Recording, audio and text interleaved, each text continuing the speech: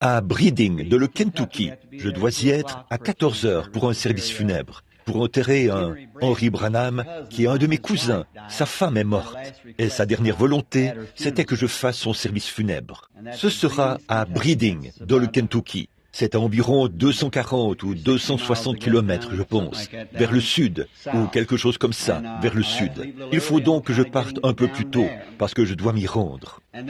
Puis, nous reviendrons ce soir et nous repartirons demain après-midi. Je suis censé être à Tulsa la semaine prochaine. À Tulsa, dans l'Oklahoma. Mais je ne serai pas à Tulsa avant mardi. Puis, nous rentrerons samedi soir. Nous serons de retour d'ici samedi soir. Et dimanche matin prochain, vers 3 heures, nous partirons pour aller dans l'ouest. Et nous ne serons pas de retour avant cet automne, lorsque je reviendrai chercher ma famille et tout. Nous serons donc de retour dans le courant de l'automne, si le Seigneur le veut. Et je tiens vraiment à demander à l'Église de prier pour moi. Et je voulais voir si je pouvais être ici. Voyons voir, ce soir. Ce n'est pas le soir où nous avons la communion, n'est-ce pas? Non. J'étais ici le soir où nous avons eu la communion la dernière fois, mais je ne suis pas revenu je ne serai pas ici à temps pour cette communion. C'est dimanche soir prochain qu'il y aura la communion. J'aime toujours être à jour à ce sujet. Vous voyez, toutes les fois que vous mangez et que vous buvez cela, vous annoncez la mort du Seigneur jusqu'à son retour. Oui.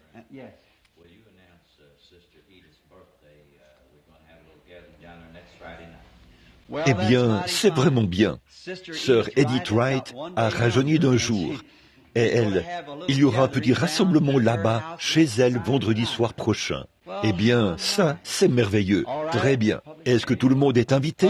Tout le monde est invité à l'anniversaire de Sœur Edith. Elle aura environ 18 ans. C'est bien ça, Sœur Edith? À peu près comme ce que j'ai dit l'autre jour. J'ai dit, vous savez, je viens de dépasser 25 ans. Et un homme a regardé autour de lui, il a dit, vraiment? Et j'ai dit, pour la deuxième fois. Quand? Elle aura 39 ans. Oh, ça ne semble pas possible, pas vrai? 39 ans. Je parle toujours d'elle comme si elle était une petite fille, vous savez. Parce que la première fois que j'ai rencontré Edith, je pense que c'est... Edith, voyons voir. Je te connais, je suppose, depuis 20 ans et quelques maintenant, je suppose. 25 ans, peut-être 28. Tu vois, ça fait environ 31 ans que je prêche, je pense. Alors, je suppose que je t'ai connu juste après que j'ai commencé à prêcher, la famille Wright. Alors, je suis si reconnaissant d'avoir connu ces gens. Ils ont vraiment été une source d'inspiration dans ma vie. Et s'il arrivait que la famille Wright parte dans l'éternité, et que je sois encore en vie, je ne pourrais pas passer devant cet endroit-là sans ôter mon chapeau, en pensant aux grandes choses que Dieu a faites là-bas, sur le flanc de la colline. Oh là là! C'est là que, tout s'est passé là-bas. C'est là que j'ai vu, quand c'est arrivé, la visitation de l'ange du Seigneur, pour le cas de Georgie Carter. C'est sur le flanc de cette colline qu'il m'a conduit ce soir-là, où il y avait cette herbe à puce. C'est aussi là-bas qu'il m'a rencontré dans une vision, et que sa lumière a émané des buissons de cornouillers. Oh là là, il s'est passé tant de choses. Frère Wright était à l'article de la mort, et tous les médecins étaient déjà allés le voir, et les membres de son église étaient là, à lui dire, « Va chercher ton guérisseur divin maintenant. » J'étais assis là, sur la colline, depuis 4 jours, à pleurer et à prier pour lui. Le Seigneur a donné une vision et a dit, « Va lui dire, ainsi dit le Seigneur, il ensevelira cet homme qui se moque de lui. » Et il l'a fait, c'est vrai. Et toutes ces choses qui sont... Et c'est aussi là-bas que le Saint-Esprit, pour la première fois dans l'histoire de l'Église, où j'ai vu cela se produire, quand il a créé avec ses écureuils par la parole.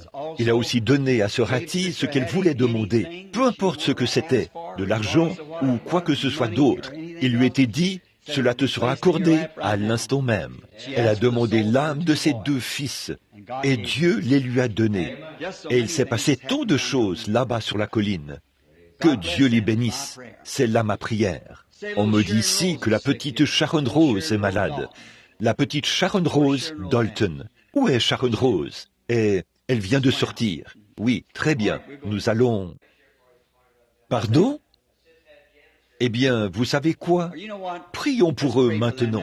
En fait, je vais vous dire ce que je dois faire. Aussitôt que j'aurai terminé, il faut que j'aille dans le Kentucky. Et il me faut, eh bien, si c'est à 240 kilomètres, je ne sais pas. C'est à Breeding, dans le Kentucky. Je n'ai aucune idée de la distance à laquelle cela se trouve. Il faut rouler sur l'autoroute à péage et ensuite parcourir à peu près la même distance ou un peu plus dans cette direction-là, en passant devant chez frère Biller et traverser cette ville, puis une autre ville, et une autre ville, et une autre ville, jusqu'à une petite église que mon grand-père a construite, une petite église méthodiste dans laquelle j'ai prêché il y a 25 ou 30 ans. C'est là-bas que cette dame doit être enterrée. Elle était infirmière. Elle est morte subitement. Et sa dernière volonté, c'était que je prêche à ses funérailles. Et là, des gens de ma famille sont venus me voir hier pour me demander si j'irais le faire. Et je n'ai pas pu refuser. Il était assis là à pleurer. Il m'a dit, c'est sa dernière volonté. Donc, c'était difficile, vous savez. Et j'ai simplement dit, eh bien, j'irai à l'église, et là, je verrai les gens, et je m'occuperai de ça aussi. Alors, il faut vraiment que je me dépêche pour pouvoir y aller. Alors, vous comprenez. Bon, pendant qu'ils sont allés chercher, je crois, frère Dalton, ça... Oh, eh bien, c'est en ordre. Nous allons simplement attendre un instant, jusqu'à ce que... Amenez la petite Janice ici. Et si quelqu'un d'autre veut venir pour qu'on prie pour lui, c'est en ordre. Et nous sommes... Comment vas-tu, Janice? Oh, voici une gentille demoiselle. Viens ici. La raison pour laquelle elle est si jolie, c'est que c'est l'enfant de ma sœur. Je veux revenir ici pour que les gens entendent ce que je dis. Eh bien, cette petite Jerry a une mère en bonne santé et un père en bonne santé. Mais il est arrivé quelque chose à cet enfant. Elle est délicate, très délicate, petite et maigre, douce au possible. Et bien sûr, vous savez que c'est ce que je pense. Mais il y a toujours quelque chose qui ne va pas chez cet enfant. Satan essaye de s'emparer de l'enfant. Et peut-être que la main de Dieu est sur cet enfant, vous voyez. Nous pouvons l'observer lorsqu'on voit Satan à l'œuvre. Regardez bien, il y a quelque chose qui se cache là quelque part. Donc, elle est malade depuis quelques jours. Je ne suis pas allé chez eux parce que je ne savais pas si elle s'était rétablie ou pas. Je devais partir pour la Floride et d'autres endroits. Mais elle a de la fièvre, n'est-ce pas vrai, petite sœur? Elle a une fièvre terrible qui l'attaque et qui monte à environ 30 à 39 degrés, ce qui fait une fièvre de 2 degrés. Les médecins ne savent pas ce qu'elle a. Ils soupçonnent un rhumatisme articulaire aigu. Si c'était un rhumatisme articulaire aigu, cela pourrait mettre son cœur dans un état terrible, comme son oncle qui en est mort. Mais je vais réclamer la vie de cet enfant pour Jésus-Christ. Vous voyez? Et vous savez, David, comme je l'ai déjà dit ici une fois, David a dit à Saül, il a dit, Saül voulait l'équiper d'une armure et d'une lance lorsqu'il allait combattre contre Goliath, le géant. Il a dit, je ne m'y connais pas du tout en ces choses, a-t-il dit, mais permets-moi d'utiliser cette fronde, ce que j'ai éprouvé, tu vois. Et il a dit, un lion était venu et avait enlevé l'une des brebis de mon père. J'ai couru après lui avec cette fronde et je l'ai terrassé. Puis j'ai ramené la brebis. Eh bien, celles-ci sont aussi des brebis, des agneaux et des brebis.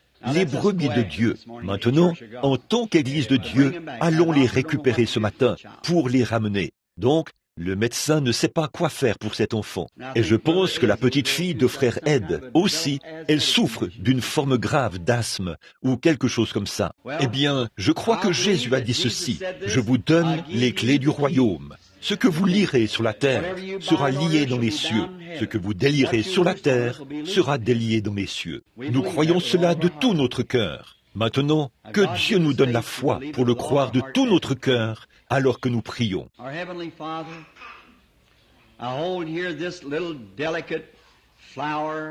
Notre Père Céleste, je tiens ici cette petite fleur délicate de la famille Weber. Elle est douce, fragile, délicate. Et les médecins, ils essayent fidèlement, par tous les moyens, de trouver ce qui ne va pas chez l'enfant. Mais ils n'y arrivent pas. Mais je lui tiens la main, et je ne crois pas qu'elle souffre de rhumatisme articulaire aigu. Je crois que si c'était le cas, tu me le dirais. Je crois que c'est Satan qui essaie d'attaquer la vie de cet enfant. Et nous la réclamons ce matin pour le royaume de Dieu.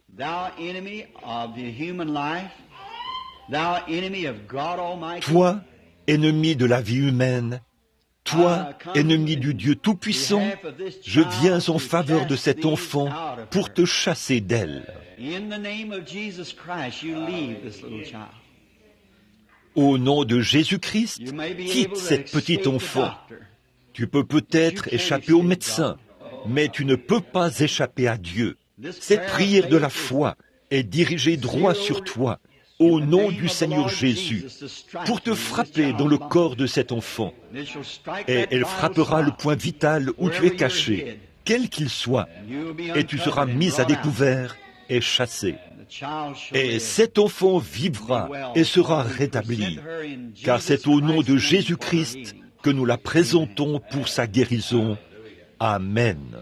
Dolores, je ne m'inquiéterai plus du tout à ce sujet. Oui, Janice va se rétablir, c'est tout. Puis nous avons ici une petite Dalton. Comme elles sont mignonnes. Quel amour de petit être. Oh, tu es vraiment lourde. N'est-ce pas une petite chérie, une vraie petite fille, aux allures irlandaises, aux yeux bleus et aux cheveux noirs. Elle a une respiration sifflante, ses petits poumons et tout. Elle souffre d'asthme, disons, dans sa gorge. Ô Seigneur, David a dit qu'un lion et un ours sont venus et ont enlevé quelques agneaux du Père. Il a couru après eux et a pu vaincre ce lion et cet ours. Et nous venons ce matin en tant que croyants, comme l'était David, qui croit au Dieu du ciel, en celui qui a fait les cieux et la terre. Nous venons à la rescousse de cet enfant, au nom de Jésus-Christ. Et Satan, toi qui as affligé cet enfant, tu vas devoir la relâcher, car nous t'ordonnons de libérer cet enfant, afin qu'elle soit rétablie. Je te réprime, Satan, et je t'ordonne par la résurrection de Jésus-Christ, le Fils de Dieu qui a triomphé de toi. Et toutes tes puissances ont été anéanties. Tu n'as aucune puissance. Et je triomphe de toi par la foi dans le nom de Jésus-Christ, qui est le Fils de Dieu, qui nous a ordonné par cet évangile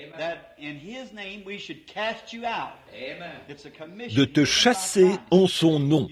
C'est une commission donnée par Christ.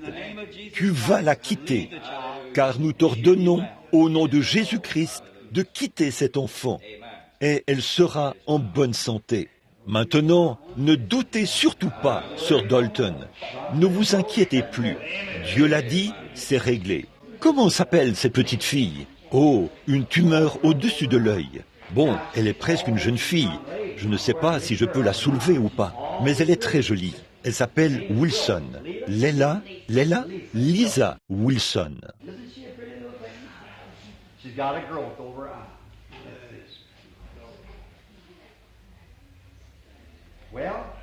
N'est-elle pas une jolie petite fille?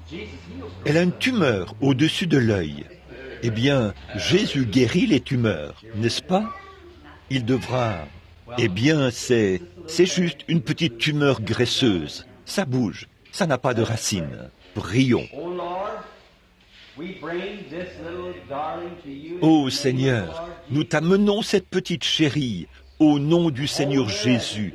Et nous tenons cet enfant innocente dans la présence de Dieu. Le diable lui a fait cette vilaine chose. Et s'il le pouvait, il s'en servirait pour lui enlever la vue dans cet œil.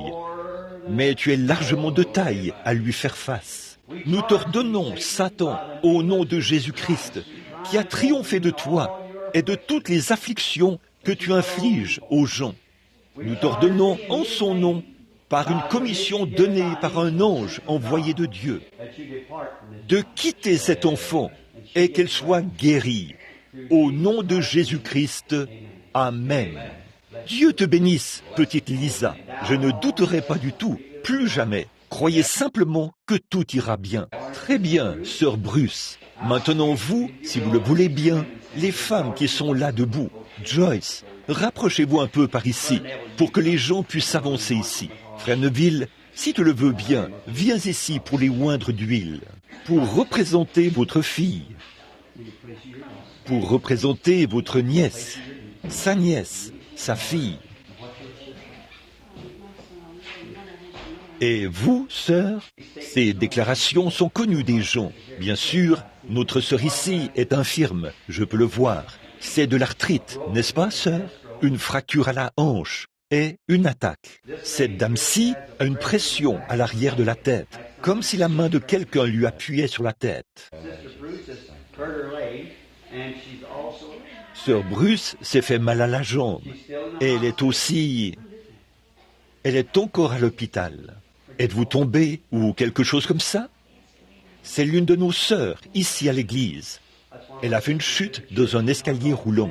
Et en fait, elle est encore à l'hôpital. Est-ce que c'est cassé? Oh, les conducteurs et les vaisseaux sanguins et tout. Alors, elle se tient là pour des bien-aimés. Et ces trois dames que voici se tiennent là pour des bien-aimés. Alors nous le saurons quand nous allons prier. Maintenant, courbons tous la tête. Ô Seigneur Jésus, voici des requêtes qui ont été présentées. Et la Bible dit, faites connaître vos requêtes dans l'assemblée des saints. Voici ces gens qui prient pour des bien-aimés, dont certains sont gravement malades. D'autres sont atteints de maladies mentales, niant l'existence d'un Dieu vivant. Et il y a d'autres affections. Voici notre sœur qui a une grave blessure à la jambe et qui vient de sortir de l'hôpital ce matin. Une sœur qui a une forte pression à l'arrière de la tête. Et une sœur qui a une fracture à la hanche et une attaque. Elles sont toutes ici, Seigneur.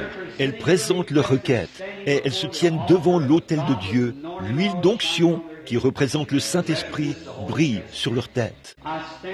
Je me tiens de la simplicité de la connaissance que j'ai de Jésus-Christ et de sa parole, et j'intercède pour chacun d'eux. Ô Dieu, alors que je leur impose les mains, puisse leur requête leur être accordée. Accorde-le, ô Dieu, au nom de Jésus.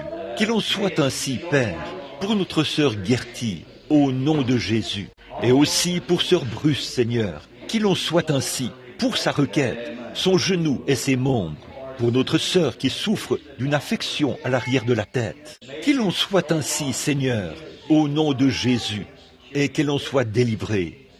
Puisse Satan retirer ses mains de sa nuque. Accorde-le. De même pour notre sœur qui est paralysée, qui a eu une attaque et qui s'est aussi cassé la hanche. Seigneur, certains de ces cas peuvent sembler très insignifiants et d'autres très graves. Mais aucun d'eux n'est trop futile ni trop grave pour toi. Tu es Dieu au-dessus de tout. Et je prie et je délivre chacune d'elles par la prière de la foi. Seigneur, en tant que ton serviteur, je brise la puissance du doute ou quoi que ce soit qui plane sur elles. Je leur remets leur délivrance au nom de Jésus-Christ. Puis chacune d'elles recevra exactement ce qu'elle a demandé. Et cette Église, une partie de ton corps, qui prie maintenant, nous les délivrons au nom de Jésus-Christ. Puisse-t-elle le recevoir maintenant pour ta gloire. Amen. Que Dieu bénisse chacune de vous. Allez et recevez vos guérisons et vos bénédictions. Là, il n'y a aucun doute dans notre esprit. Y en a-t-il? Pas un seul doute. Dieu va le faire. Le croyez-vous tous? Dieu va le faire. Il ne laissera rien de côté. Il fera exactement ce que nous lui avons demandé de faire. En effet, il ne peut pas faire quelque chose d'autre et rester Dieu. Vous voyez, si nous ne doutons pas, il nous l'accordera. Maintenant, n'oubliez pas de prier pour quelqu'un qui a vraiment besoin de prière. Est-ce que tout le monde sait de qui il s'agit? C'est moi. Oui, c'est moi qui ai besoin de prière. Je me tiens dans la brèche en ce moment et je me prépare pour une très longue série de réunions d'un bout à l'autre de la Californie, dans l'Oregon, dans l'État de Washington et là-bas dans l'Oklahoma et à différents endroits. Les gens viendront du Canada et tout et je dois me tenir dans la brèche où il y a des différends entre ministres, des opinions divergentes et des puissances du diable. Et la fin, le temps de la fin qui approche. Quelqu'un m'a dit l'autre jour, cette personne est venue chez moi. C'était une dame qui est arrivée d'Allemagne par avion et une autre personne qui est venue de tel et tel endroit. Ils ont dit que le Seigneur leur avait dit de venir et qu'ils, ceci, cela, autre chose. Puis quelqu'un est arrivé de l'autre côté de la rue et a dit « Comment pouvez-vous supporter tout cela ?» Voyez, j'ai dit « Oh, c'est sa grâce !» Amen. Ensuite, j'ai dû sauter dans un avion pour voler toute la nuit jusqu'en Californie, ou en Arizona, ou en Floride. Je suis revenu et j'ai fait face à un orage. Le diable a essayé de nous terrasser, vous savez, et le Seigneur nous a ramenés. Puis le lendemain matin, hier, j'étais censé partir pour Bakersfield, en Californie, pour une urgence pastorale. Et c'était simplement, je ne pouvais tout simplement pas le faire, c'est tout. Et vous voyez, et puis, vous allez voir certains, et vous ne savez pas où aller à partir de là. Vous voyez, il y a celui-ci, celui-ci, celui-ci, celui-ci, celui-ci. Vous voyez ce que je veux dire? Donc, lequel? Et certains sont blessés si on ne les rencontre pas tous, voyez-vous. Et on ne peut pas tous les rencontrer. Alors, il faut juste attendre et prendre la direction qu'on se sent conduit à prendre. Je voulais faire un bon compliment à propos de notre pasteur. Hier soir, à l'hôpital, pour un cas d'urgence, j'ai appelé frère Wood, Charlie et les autres. C'était très tard dans la nuit. Il y avait là une dame qui était à l'article de la mort. Ses sœurs et les autres étaient là. Ça faisait un moment qu'elle était inconsciente. Elle s'est réveillée et a accepté le Seigneur Jésus. J'ai eu le privilège de conduire un autre homme au Seigneur Jésus, là-bas en Floride, un pécheur, à toute heure de la nuit et tout. Il y a des cas d'urgence. Il faut simplement suivre un ministre à un moment donné pour savoir. Et là-bas, à l'hôpital, j'ai entendu des commentaires des plus gentils au sujet de notre pasteur, à propos des moments où il s'y rend, de ce qu'il visite les gens, prie pour les malades, et est fidèle à son poste. J'apprécie vraiment cela, le fait que nous ayons, pour ce petit troupeau, un serviteur du Seigneur, fidèle à son poste. Vous n'appréciez pas, vous l'appréciez, c'est certain que vous le faites, mais nous, il y a un moyen pour nous de l'exprimer davantage. Voyez-vous, un fidèle serviteur du Seigneur. Quelqu'un m'a demandé, il n'y a pas longtemps, à Chautauqua, lors de notre dernière série de réunions, « Frère Branham, comment arrivez-vous à faire toutes ces choses ?» J'ai dit, « Voici Jingo, Pat Tyler et beaucoup d'autres qui sont comme ces hommes-ci. Quand je suis dans une de ces séries de réunions, ils restent là, face contre terre, et jeûnent pendant des jours, sans même manger. Ils prient pour moi. Et tout. Voilà ce qui me permet d'y arriver. Voyez, c'est ça ma force. Leur secours vient du Seigneur. Frère Dalton, oh, il y en a tellement. Des amis qui jeûnent et prient, qui se privent de nourriture et tout. Ils jeûnent et prient. Maintenant, si Frère Jean, là derrière, est prêt pour l'enregistrement, alors Frère Neville va continuer les services dans très peu de temps. Je veux parler juste pendant quelques instants. Et maintenant, Edith, ma chérie, s'il arrive que je sois de retour, comme je sais que la célébration de ton anniversaire aura lieu vendredi soir, si je parviens à revenir de l'Oklahoma à temps, je serai là, tu vois, vendredi soir, si possible. Ainsi donc, priez tous pour nous quand nous serons partis. Et il est dit dans la Bible, le Seigneur veille sur vous et sur moi, voyez-vous, pendant que nous ne sommes pas ensemble. Puisse-t-il le faire et vous protéger et vous bénir, et me protéger et me bénir, et nous aider l'un comme l'autre à vivre du mieux que nous pouvons pour son service, jusqu'à ce que nous nous revoyions. Je compterai sur vos prières alors que je serai là-bas, sur le champ de travail, pour affronter l'ennemi. Donc, priez pour nous, vous tous, les frères dans le ministère, frère Humes et frère Biller, et tant d'autres qui sont là. Priez pour moi, vous comprenez. Maintenant, nous voulons prendre le livre de Jean, chapitre 4.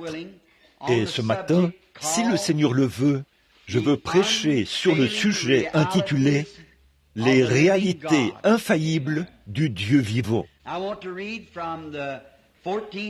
Je veux lire du verset 14 au verset 23 inclus, dans Jean chapitre 4.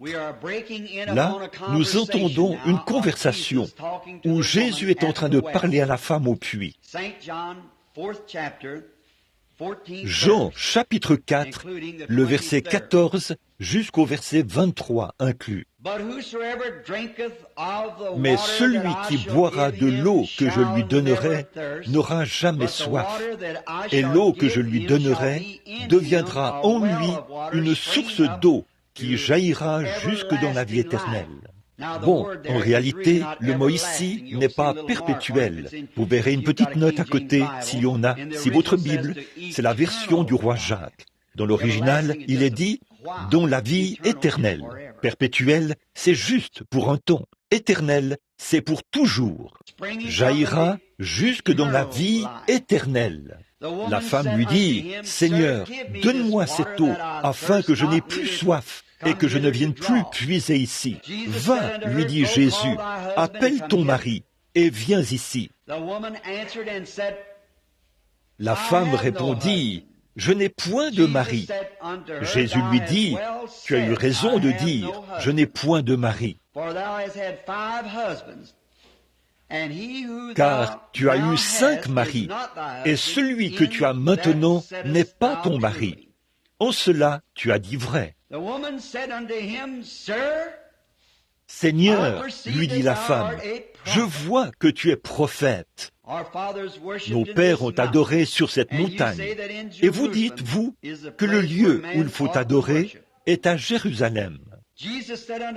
Femme, lui dit Jésus, crois-moi, l'heure vient où ce ne sera ni sur cette montagne, ni à Jérusalem que vous adorerez le Père.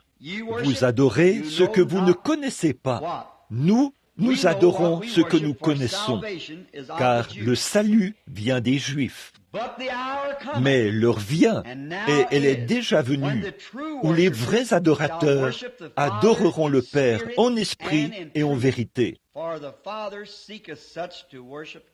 Car ce sont là les adorateurs que le Père demande. Du temps de Jésus de Nazareth, quand il était ici sur terre et qu'il marchait dans la chair,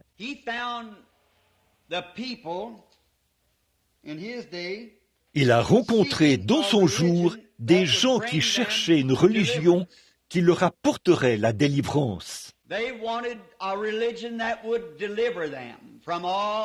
Ils voulaient une religion qui les délivrerait de tous leurs maux et de leurs ennemis.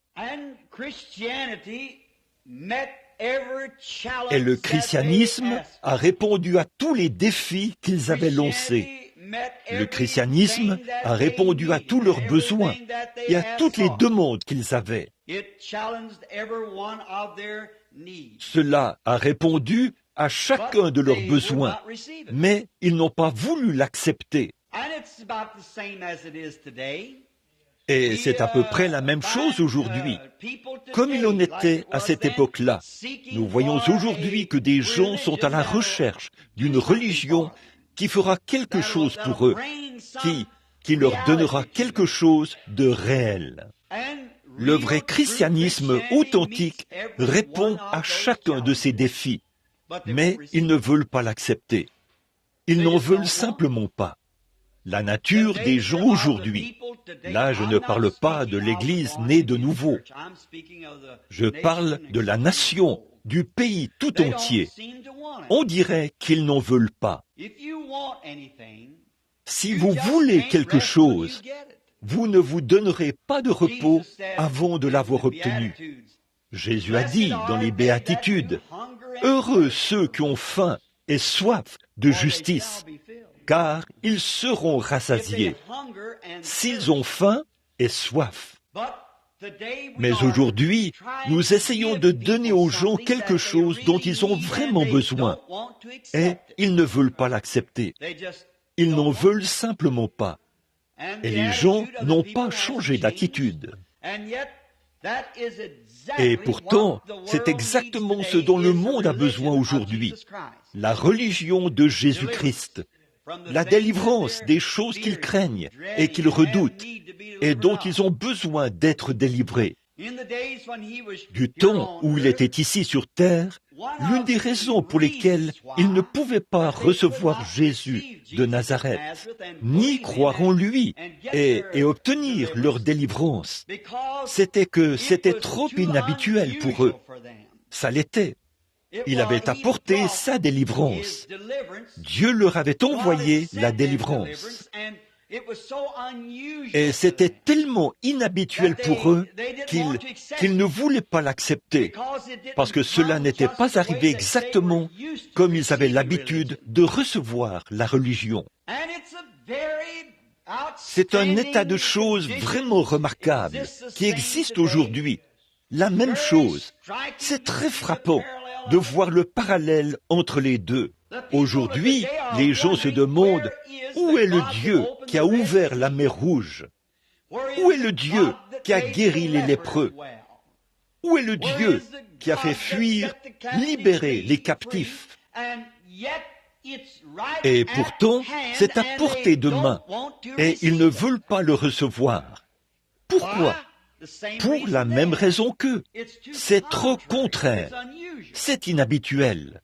Ils veulent, à cette époque-là, s'ils leur avaient apporté des credos ou une formalité quelconque à laquelle ils devaient se conformer, des rituels et tout, ils auraient accepté cela avec joie.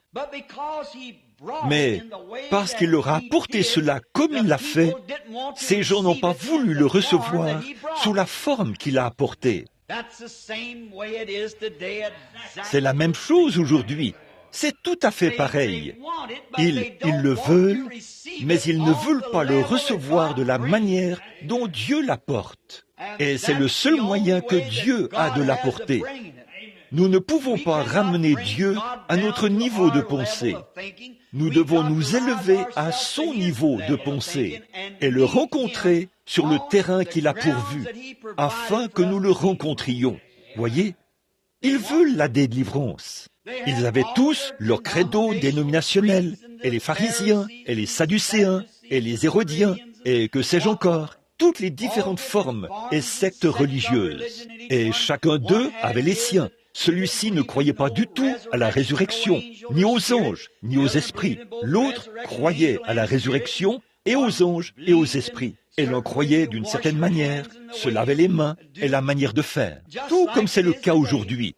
Maintenant, si nous pouvions nous élever, que Christ pouvait venir dans quelque chose de ce genre, eh bien, les gens recevraient cela avec joie. Mais quand il vient dans la puissance de sa résurrection, pour amener les gens à vivre, à agir et à se conduire comme il faut, et à changer leur attitude, à changer leur façon de faire, à changer leur mode de vie, ils ne veulent rien avoir à faire avec ça. Ils veulent vivre exactement comme bon leur semble. Et ils veulent continuer à vivre comme ils ont toujours vécu, tout en étant très religieux, en fréquentant une église dont ils sont membres. Une église qu'ils peuvent fréquenter le dimanche matin, ou peu importe l'heure, où le pasteur prêche une prédication de 15 minutes, ce qui les fera partir de là à moitié satisfaits d'avoir en quelque sorte pratiqué leur religion pour la semaine. Alors, c'est réglé. Ils rentrent et font tout ce qu'il leur chante pendant le reste de la semaine. Or, Dieu a promis ce qu'il allait faire en ces jours-ci. Et j'aimerais demander à n'importe qui, à n'importe quel ministre, n'importe où, s'il y a une promesse que Dieu a faite à l'Église, ou ce qu'il a dit qu'elle ferait, et que la vraie Église n'est pas en train de le faire maintenant. Mais ils n'en veulent pas. Ils n'en veulent pas. Jésus a mis Dieu aux vies humaines. Dieu s'est fait homme. Quand Jésus est né, Dieu est devenu homme pour pouvoir entrer en communion avec l'homme et dans l'homme. Afin de quoi? D'accomplir un seul but, celui de faire connaître à l'homme ce que Dieu est. Pas ce qu'une église est, mais ce que Dieu est. Jésus est venu afin de pouvoir présenter Dieu à l'homme. Et l'homme n'a pas voulu de cela. Le Saint-Esprit vient aujourd'hui de la même manière pour présenter Dieu à l'homme. Mais l'homme veut aller à l'église. Ça étouffe sa pensée. Il n'y comprend rien. Il faut savoir qu'on ne connaît pas Dieu par une conception intellectuelle. C'est par la nouvelle naissance qu'on connaît Dieu, par le Saint-Esprit. Il n'y a pas d'autre moyen. Jésus, la Bible nous dit clairement que nul ne peut appeler Jésus le Christ si ce n'est par le Saint-Esprit. Et si vous n'avez jamais reçu le Saint-Esprit, vous ne savez pas qu'il est le Christ, puisque c'est son seul moyen de se révéler. Vous n'êtes pas converti tant que vous n'avez pas reçu le Saint-Esprit. La Bible l'a dit, après que Pierre avait été sauvé et sanctifié, et qu'il lui avait été donné le pouvoir de chasser les esprits impurs et de prêcher l'Évangile. Jésus lui a clairement dit qu'il n'était pas converti tant qu'il n'avait pas reçu le Saint-Esprit. Puis il a dit, après que tu seras converti, affermis tes frères. C'était la nuit où il avait été livré. Cela montrait qu'il n'était pas encore converti. Et nul n'est vraiment converti tant qu'il n'a pas été changé, qu'il n'est pas mort à lui-même. Et que le Saint-Esprit contrôle cette personne. Ils ne veulent pas de cela. Eh bien, le Saint-Esprit ne se conduira pas mal dans une personne et se conduire bien dans une autre. Il fera que chaque personne revête son caractère. Vous voyez, parce que c'est un esprit qui vous conduit. Il vous amène. Il vous assujettit à sa nature. Vous ne l'assujettissez pas à votre nature. Il vous assujettit à sa nature. Et le Saint-Esprit fait en sorte que vous meniez la vie et que vous aimiez le faire. Oh, combien vous aimez abandonner les choses du monde quand le Saint-Esprit entre en vous. Oh, combien il vous purifie et vous lave et met en vous le désir de le suivre. Et une soif et une faim d'en obtenir davantage.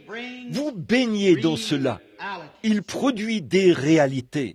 Eh bien, quand Dieu a placé l'homme ici, et même du temps du Seigneur Jésus, il a donné à l'homme une véritable carte routière pour le mener à sa puissance. Une carte routière, c'est quelque chose qui vous montre dans quelle direction vous allez lorsque vous voulez vous déplacer. Lorsque nous partirons dans quelques jours, j'ai parcouru ce pays tant de fois que ma femme et moi étions stupéfaits quand nous y avons pensé. Ces quelques dernières années, si vous me dites n'importe quel endroit où vous voulez aller, je suis capable de vous indiquer tous les chemins qui y mènent et de vous dire l'heure où vous arriverez, à 15 minutes près, d'ici jusqu'en Californie. Pas une seule fois, je n'ai échoué. Je ne sais, parfois, c'est pile à l'heure. Vous voyez, quand je calcule mon temps, ce que sera mon temps de conduite et le temps moyen. J'ai fait tant d'aller-retour, de long au large, et dans tous les sens, que je les connais vraiment. C'est ainsi que Dieu veut que nous connaissions sa parole. Nous la connaissons, nous l'avons parcourue, nous l'avons testée, nous l'avons éprouvée, et on sait où ça mène. Eh bien, sa carte routière, c'est sa Bible. La Bible est la carte routière qui mène à la puissance de Dieu. La foi vous mène à la puissance. La puissance produit la promesse. Il nous faut la puissance. Tenez, il y a quelques jours, quand Sir Wood, ma femme et moi, étions assis dans la pièce, nous parlions du baptême. Il y a tant de nos précieux frères ici, pour qui nous sommes reconnaissants à Dieu de ce qu'il leur a donné le Saint-Esprit, comme frère Willard Collins, au fond, et je pense frère Hickerson et leur femme, frère Charlie Cox et sa femme, et frère Mike Egan, qui est ici derrière. Et tant d'autres qui ont reçu le Saint-Esprit. Et cela commence à être un sujet de conversation parmi nous. Puisse cela nous faire vivre un réveil, à un point tel que nous nous mettrons à chercher, à avoir faim et à aspirer aux réalités de Dieu. Dieu est une réalité. Maintenant, vers quoi la carte routière nous dirige-t-elle? Ils auraient dû le savoir. Jésus a dit, à l'époque où il était ici sur terre, il a dit, hypocrite. Il a dit, vous savez bien discerner les cieux quand vous dites qu'ils sont d'un rouge sombre et que demain il y aura de l'orage. Et s'il fait beau, vous savez discerner l'aspect du ciel. Mais les signes du temps, vous ne savez pas les discerner. Si vous me connaissiez, vous connaîtriez aussi mon jour. La Bible ne dit-elle pas que ces choses se produiraient quand il viendrait? Ésaïe le prophète ne l'a-t-il pas prophétisé? Jérémie, Ézéchiel, tous les prophètes mineurs n'en ont-ils pas parlé? Tout, cette carte routière, indique directement cette unique destination. Et quand il est venu, ils avaient tant de credos dans leurs églises, et tout, qu'ils n'ont pas vu la réalité de ce pourquoi il est venu. Pour amener Dieu dans l'homme, pour former Dieu dans l'homme, pour les unir de nouveau. Même Job, au jour de sa détresse, s'est écrié « Oh, si seulement je pouvais le voir !» Autrement dit, si je pouvais aller chez lui et frapper à sa porte, si je pouvais trouver quelqu'un qui puisse se tenir dans la brèche pour moi. Il a dit, je sais que je n'ai pas péché, mais je sais que je suis juste. Je sais que je n'ai rien fait, car je me tiens sur l'Holocauste. Mais il lui manquait la réalité. Il avait la forme, mais il lui manquait la réalité. Il a dit, oh, si seulement je pouvais trouver quelqu'un qui pouvait poser ses mains sur un homme pécheur et sur un Dieu saint pour lui amener des réalités. Alors que lui, qui était un prophète, et dans l'esprit, il était assis là, à gratter ses ulcères.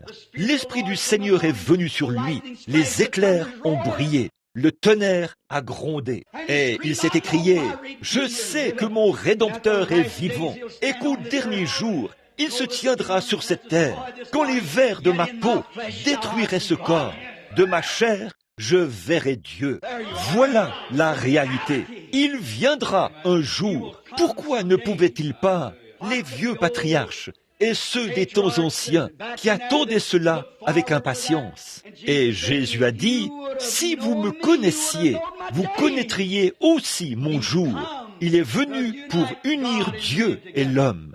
Il est venu, celui-là. Un ange n'aurait pas pu le faire. Personne d'autre que lui n'aurait pu le faire.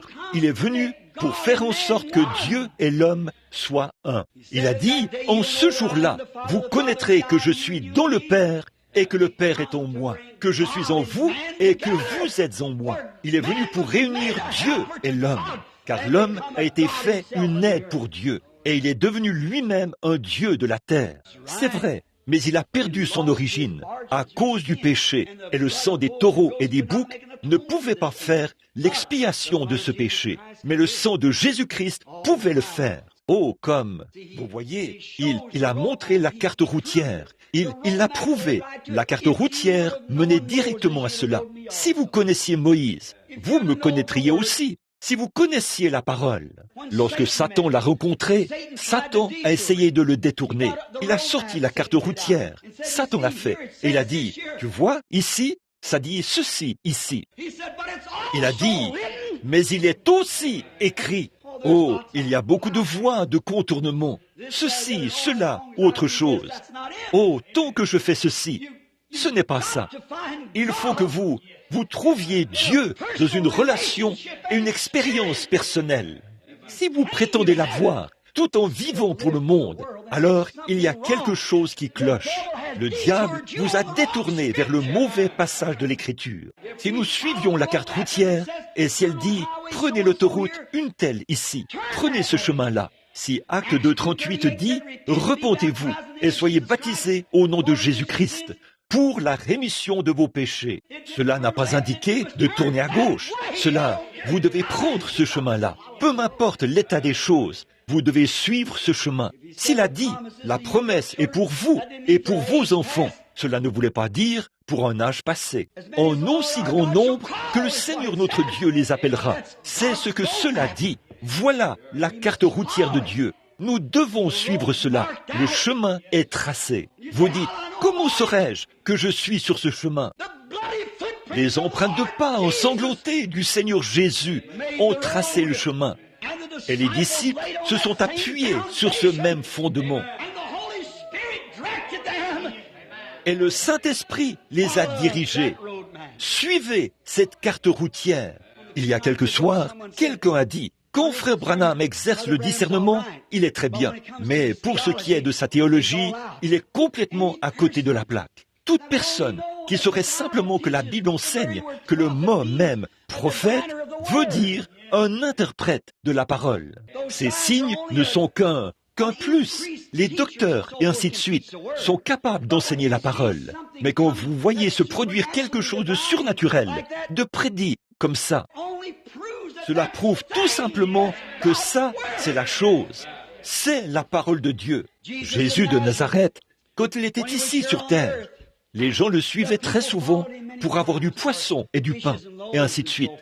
Et tout ce qu'ils pouvaient obtenir de lui, il les laissait aller de l'avant. Et à un moment donné, il était devenu très populaire. Puis un jour, il a rassemblé la foule. Après en avoir nourri 5000, il est allé de l'autre côté du lac. Un groupe de gens s'est rassemblé autour de lui. Il le suivait. Et il a dit, « Pourquoi êtes-vous venus ? Ce n'est pas à cause du miracle, mais à cause des poissons et des pains. C'est pour cette raison que vous êtes venus. » Oh, certains d'entre eux pensaient qu'il raterait quelque chose, vous savez, s'ils n'allaient pas voir ce qu'il faisait. Mais touché à cela, non, monsieur.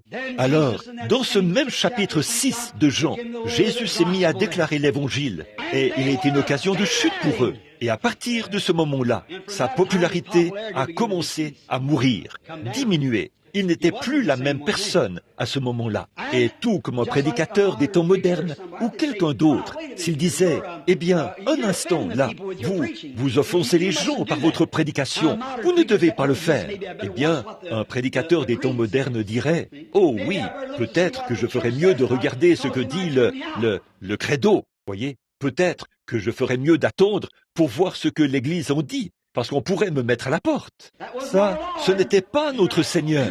Notre Seigneur est venu pour faire uniquement la volonté de Dieu. Il suivait la parole. Et quiconque a Dieu en lui suivra le même chemin. A-t-il arrêté?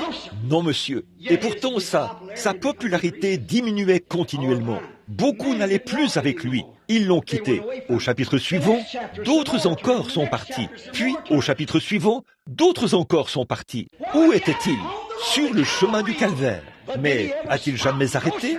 Non, monsieur. Il n'a jamais fait de compromis avec la parole de Dieu. Pas du tout. Il a avancé tout droit sur la route. Il a suivi la carte routière. Il y avait un chemin devant lui. C'est ce chemin qu'il devait suivre. Devant chaque chrétien né de nouveau se trouve un chemin. Vous devez suivre ce chemin-là. Dieu l'a tracé. Il est marqué par le sang. Et l'esprit vit toujours dans le sang, parce que c'est par le sang que vient la vie. La cellule de sang, c'est la cellule de vie. Donc, nous le suivons, et nous voyons comment la carte routière nous dirige. Elle montre le chemin que nous suivons. Il en a toujours été ainsi. C'est la voie pourvue par Dieu pour nous. La parole est la voie pourvue par Dieu. Quand un homme en arrive au point où il voit l'Écriture, mais à cause de la popularité, à cause de l'affiliation à une église, à cause de ce que ses fidèles ne lui permettent pas de prêcher cela, cet homme n'ira jamais de l'avant avec Dieu. Vous devez revenir et prendre cette parole, peu importe ce que c'est. Si vous ne le faites pas, alors vous êtes sur un chemin détourné quelque part. Et vous vous enfoncerez dans les bourbiers du péché. Je mets au défi n'importe qui. Et là-bas, dans ma bibliothèque, nous avons tous les livres d'histoire ancienne que je connaisse. Les pères Avonicés, les écrits anciens de Joseph, les de Babylone, d'Hyslop, le livre des martyrs de Fox. Beaucoup d'autres écrits anciens. Et il n'y a jamais eu une époque où une église soit arrivée au point où elle s'est arrêtée en faveur de son credo et que Dieu l'ait relevée. Elle s'est enfoncée tout de suite dans le bourbier. C'est vrai, elle n'a jamais progressé spirituellement. Elle ne l'a jamais fait et elle ne le fera jamais. Ce n'est pas le programme de Dieu. Le programme de Dieu, c'est le Saint-Esprit. C'est la voie pourvue par Dieu pour faire les choses.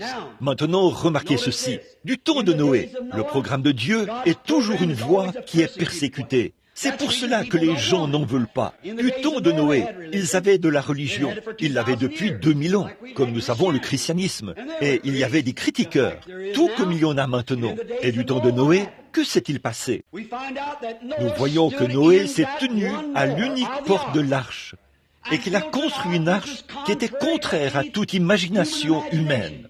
Il n'avait jamais plu. Il n'y avait jamais eu un nuage dans les cieux, mais Dieu avait dit qu'il allait pleuvoir. C'était la parole de Dieu. Dieu a dit, prépare une arche. Et Noé a préparé l'arche. Puis il s'est tenu là, à cette unique porte, et il a prêché le salut. Et c'était le seul remède pour le salut. Quel type cela représente aujourd'hui? Il y a une seule porte qui mène à Dieu. Et cette porte, c'est Christ. Christ est le Saint-Esprit qui vit en nous. Et nous nous tenons à la porte de l'arche de Dieu, du Saint-Esprit. Et nous prêchons, voici le chemin, le même plan que les autres ont suivi. Noé était la voie pourvue par Dieu. Au jour de la délivrance, lors de la sortie d'Égypte, Moïse était la voix de Dieu. Vous voyez, un ministère surnaturel, une voix. Vous voyez, Noé avait quelque chose de différent. Noé avait une religion qui était différente de toutes les autres. Il avait la parole de Dieu. Et les gens n'étaient pas habitués à la parole de Dieu. Ils avaient leur credo. Ils avaient ce qu'ils voulaient. Donc, ce qu'ils écoutaient, c'était les credos et non la parole. Mais Noé avait la parole. Moïse avait la parole. Peu importe ce que les autres avaient, Moïse avait l'ainsi dit le Seigneur. Regardez ceux qui ont donné la preuve. Il a opéré des signes et des miracles. Et chaque signe et chaque miracle avait une voix. Or, Dieu avait dit, s'ils n'écoutent pas la voix du premier signe, ils écouteront la voix du deuxième signe. Eh bien, les gens d'aujourd'hui, comme ils le faisaient du temps de Jésus, ils suivent le miracle. Oh, il se peut qu'ils fassent quelque chose d'un peu différent. Je manquerais de voir cela se faire. Voyons voir s'il peut discerner cette personne-ci. Voyons voir s'il peut le faire. Vous voyez ? C'est comme ça qu'il procède. Il ne suivait rien que pour les poissons et les pains. Mais pour ce qui est de se repentir, d'être baptisé au nom de Jésus-Christ et de recevoir le Saint-Esprit, ils ne veulent rien avoir à faire avec ça. C'est vrai. Et là, ils vous condamnent. Et ils ont condamné Jésus en disant, ils ont dit, « Oh, ce que tu prêches est contraire à ceci. » Cela ne l'a pas arrêté. Il a continué à avancer. L'autre jour, un grand ministre m'a imposé les mains. Il a dit, « Je vais prier pour vous, frère Branham, afin que vous ne disiez jamais rien contre la façon dont les gens vivent dans ces églises. » Il a dit, « Frère Branham, vous allez les amener à se mettre tous en colère contre vous. » J'ai dit, « Comment puis-je m'en empêcher alors que mon âme et mon esprit au-dedans de moi protestent contre cela? » Il a dit, « Eh bien, je ne dis rien contre ces choses. » J'ai dit, « Vous ne le pouvez pas. Vous avez des programmes qui coûtent des millions de dollars. Il vous faut obtenir leurs dollars. Je n'ai pas besoin de les avoir. La seule chose qu'il me faut, c'est la puissance de la résurrection du Seigneur Dieu. C'est tout ce qu'il nous faut, l'esprit. Tenez-vous-en à la vérité. Peu m'importe le nombre de dénominations qui s'y opposent. Ça demeure la parole de Dieu. Les cieux et la terre passeront, mes paroles ne passeront jamais. Quiconque retranchera ou ajoutera quoi que ce soit à ce livre, sa part sera retranchée du livre de vie. Je crois cela exactement comme la carte le dit. Un point, c'est tout. C'est la voix de Dieu. Moïse avait les signes. Il a prouvé qu'il était le serviteur de Dieu. Dieu aime toujours agir à travers l'homme. C'est le programme de Dieu d'agir à travers l'homme. Croyez-vous cela? Dieu agit à travers l'homme. Il a fait de l'homme son aide sur la terre.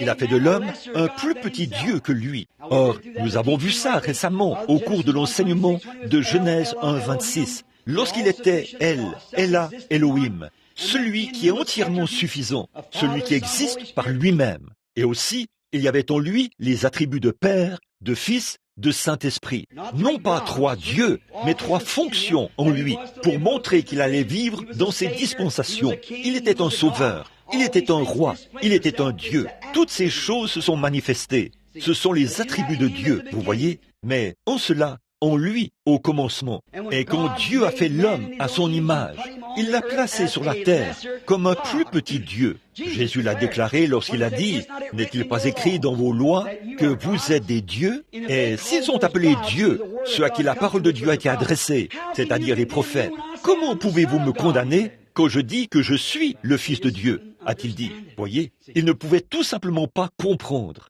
Vous voyez, mais l'homme a été placé ici et il lui a été donné l'autorité sur la terre. Il avait tout sous son contrôle. Ce qu'Adam a perdu, Jésus a prouvé qu'il l'avait rétabli. Il a arrêté le cours de la nature. Il a ressuscité les morts. Il a tout fait. Et le monde soupire aujourd'hui, dit la Bible, après la manifestation des fils de Dieu. Après Dieu, pour qu'il entre de nouveau dans ses enfants, pour produire des réalités, pour rendre les choses réelles. Et ça chope les gens. Si Satan ne peut pas leur cacher la vérité, il fait d'eux des fanatiques. Il les pousse à aller de ce côté-ci, puis de ce côté-là. Et ils ont toutes sortes de choses. Du sang, de l'huile, des sensations, ce qui n'est même pas conforme aux Écritures. Mais tenez-vous-en au plan. Restez sur la grande route. Tenez-vous-en à l'Écriture. Ne vous en détachez pas. C'est pour cela que Jésus est venu, pour que l'homme ne soit pas séduit et qu'il ne s'écarte pas du chemin, mais qu'il s'en tienne strictement à la parole. Le grand saint Paul a dit, si un ange du ciel venait annoncer un autre évangile que celui qui vous a été prêché, qu'il soit anathème pour vous. Oui, monsieur. Eh bien, Satan est venu dans le jardin d'Éden en tant qu'ange de lumière. Et il a dit à Ève, eh bien, il n'a jamais nié. Il a dit, oh, eh bien, ça, c'est en ordre. Oh, bien sûr, Dieu l'a dit. Mais tu sais, tu auras plus de lumière.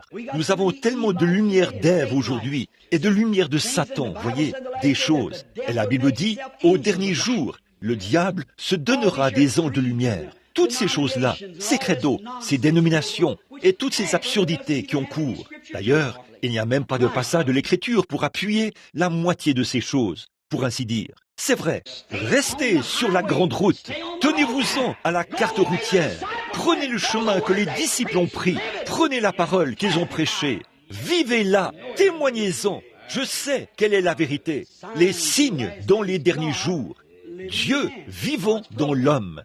C'est le programme de Dieu. Dieu doit trouver quelqu'un à qui il peut faire confiance, quelqu'un qui il peut avoir confiance, et quelqu'un qui peut avoir confiance en Dieu, qui peut le croire. Vous croyez cela, n'est-ce pas? Certainement. Dieu doit trouver quelqu'un en qui il peut mettre sa confiance.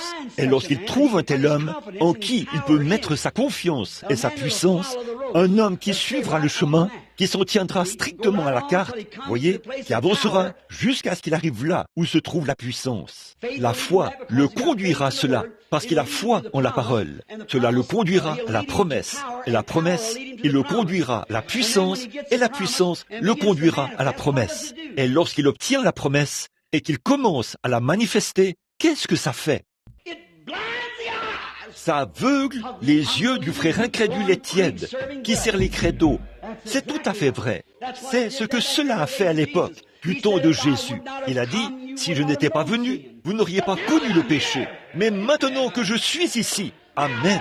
Maintenant que je suis ici, vous n'avez aucune excuse. Et aujourd'hui, si Dieu a fait sa promesse, qu'il enverrait le Saint-Esprit dans les derniers jours et que ces choses se produiraient. Vous auriez pu en douter, mais maintenant qu'il est venu et qu'il est en train de l'accomplir, le monde n'a plus d'excuses. Ce tonnerre a retenti d'un pays à l'autre, d'un endroit à l'autre, si bien que cela a couvert la terre. C'est vrai, ils sont sans excuses. Ils n'auraient pas connu cela si Dieu n'était pas venu l'apporter. Mais il nous l'a apporté maintenant. Et donc, dans les réalités de suivre la parole, de suivre la vérité. Tenez-vous-y. Oh, je vais là-bas, à l'église baptiste, disent-ils. Nous avons la vérité. Les méthodistes disent, nous avons la vérité. Eh bien, laquelle? Vous êtes toutes les deux différentes. Laquelle a la vérité? On va chez les adventistes du 7e jour. Nous avons la vérité. On va à l'église du Christ. Nous avons la vérité. Eh bien, il n'y a qu'un seul moyen d'être dans la vérité, c'est de s'en tenir à la parole. Quelqu'un a dévié de la parole quelque part. Ils ont une partie de la vérité, puis ils y insèrent une déviation. Ils prennent la grande route, puis empruntent une déviation. Tenez-vous-en à la parole. Vous leur parlez du baptême au nom de Jésus-Christ. Oh, ça ne change rien. Oui, ça change quelque chose. Paul a dit qu'il avait ordonné aux gens de se faire rebaptiser au nom de Jésus-Christ. Il a dit, si un ange dit autre chose, qu'il soit anathème. Oui, ça change quelque chose. Qu'en est-il si Moïse avait dit, je vais simplement ôter mon chapeau au lieu de mes souliers. C'est difficile de délasser mes souliers. Je vais simplement ôter mon chapeau pour témoigner du respect. Dieu a dit, les souliers. Dieu exigeait que ce soit les souliers, pas le chapeau, les souliers. C'est ce qu'il avait dit. Dieu ordonne que chacune de ses paroles s'accomplisse à la lettre. Elle doit l'être. Vous devez faire ce qu'il dit de faire, car il n'en disparaîtra pas un seul trait de lettre, ni un seul iota. Les cieux et la terre passeront, mais mes paroles ne failliront pas. Elle doit demeurer. Un seul iota ou un seul trait de lettre n'en disparaîtra pas. elle doit s'accomplir dans la totalité. Et là, l'homme était le sujet de Dieu. L'homme est ce par quoi Dieu agit. Et lorsque l'homme reçoit la vérité, qu'il emprunte la bonne route et se met à avancer, et qu'il voit ces réalités qui progressent, qu'est-ce que ça fait? Le frère incrédule, lorsqu'il le regarde, c'est comme s'il ne peut pas accepter cela. S'il le fait, il devra quitter son église. S'il quitte son église, il marche seul. Un ministre m'a dit, juste après cet entretien là-bas, un ministre m'a dit, écoutez, sur l'estrade, j'ai dit, bon, si j'ai tellement tort, il y a des centaines de ministres ici, que quelqu'un vienne m'enseigner ce qui est vrai. Vous n'avez vu personne venir, n'est-ce pas? Et vous n'en verrez pas, parce que ça n'existe pas. Un ministre remarquable, je ne dirai pas son nom, c'est un précieux frère. Il est venu, il a dit, « Frère Branham, avec votre ministère, bien sûr, vous pouvez aller de l'avant et faire cela. Mais si nous acceptons cela, notre Église nous rejettera. Alors, où irons-nous? J'ai dit, au refuge qui est entièrement suffisant, à Jésus-Christ. C'est là qu'il faut aller. Allez à Christ. » Eh bien, a-t-il dit, et notre ministère? J'ai dit, votre ministère vaut autant que le ministère de n'importe qui, s'il vient de Christ. Peu importe où vous devez aller. Il a dit, eh bien, si je baptisais comme ça, il me mettrait à la porte de mon église. J'ai dit, c'est ce qu'ils m'ont fait. Alors, qu'est-ce que ça change? Restez simplement sur la grande route. Suivez simplement le plan. Certainement, continuez simplement à avancer avec cela. Peu importe ce qu'ils ont. Saül avait une armée bien entraînée. Saül avait une grande armée intellectuelle. Il ne voulait pas de Samuel, comme je l'ai prêché quelque part ici, il y a quelque temps. Ils avaient cette grande armée. Oh, bien sûr, ça, et Samuel leur avait dit, il les avait fait venir avant qu'ils élisent ce roi. Dieu était le roi, et Dieu est notre roi. Pourquoi voulons-nous autre chose que Dieu? Pourquoi un chrétien voudrait-il autre chose que le Saint-Esprit pour le conduire? Je ne sais pas, je ne comprends pas. Et Samuel les a fait venir. Il a dit, je veux vous dire quelque chose.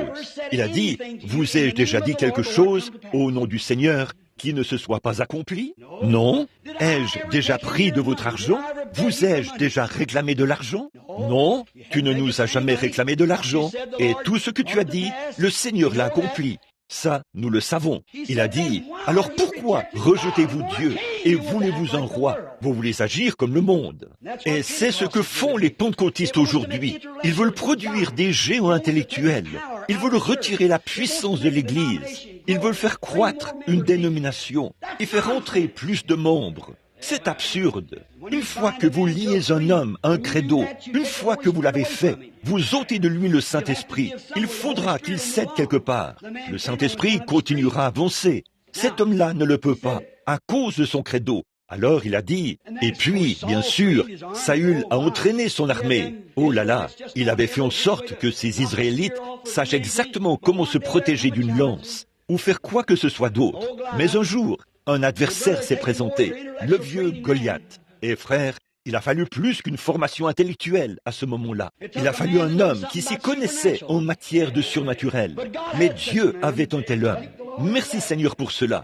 Dieu a toujours quelqu'un. Il en a toujours un. Il avait un homme sur lequel il pouvait mettre la main. Un petit gars au teint rosé, là-bas, quelque part. Il n'avait l'air de rien, mais il s'est présenté là et a dit, « Vous n'allez pas me dire que vous allez laisser ce Philistin incirconcis déshonorer l'armée. » Et le brave Saül, qui dépassait d'une tête tous les autres, se tenait là. Toute sa formation intellectuelle ne lui servait à rien. Eh bien, les églises ont fait cela. Elles se sont éloignées du Saint-Esprit. Elles se sont éloignées de la puissance de Dieu. Elles se sont éloignées de la conduite de l'Esprit.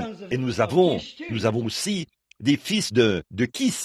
L'autre jour, là-bas, en Afrique, un de nos grands géants a été mis au défi par un Mahométan au sujet de l'écriture. Que s'est-il passé? Il a coulé comme l'autre fils de Kis, sans manquer d'égard envers notre frère. Mais ils avaient un homme qui savait que Dieu était capable de délivrer. Ils ont fait venir ce petit David là-bas, et il a dit, « J'ignore tout de vos lances, de votre formation intellectuelle, mais je sais une chose, je suis parti à la quête des brebis qui avaient été enlevées par l'ennemi. Oui, Dieu m'a permis de les ramener. Il a dit, à combien plus forte raison me permettra-t-il de ramener ce Philistin incirconcis? Ce dont nous avons besoin aujourd'hui, ce sont des hommes et des femmes qui veulent une réalité. Alléluia! Pas un credo, une réalité. C'est ce dont le monde a besoin aujourd'hui. Pas des credos et des modes. Nous avons besoin de réalité en Dieu. Le monde n'en veut pas. Le monde n'en veut pas. Ils refusent. Ils ne veulent pas les accepter. Mais il faut que l'Église les ait. Dieu veut que vous les ayez. Il est le Dieu des réalités. Oui, monsieur. L'autre soir, je suis allé avec des amis qui sont présents en ce moment, certains d'entre eux, pour voir ce film-là, Samson et Delilah, une production de Cecil B. 2000. J'en avais tellement entendu parler. Je me suis dit que j'irais là-bas pour voir ce qu'il en était.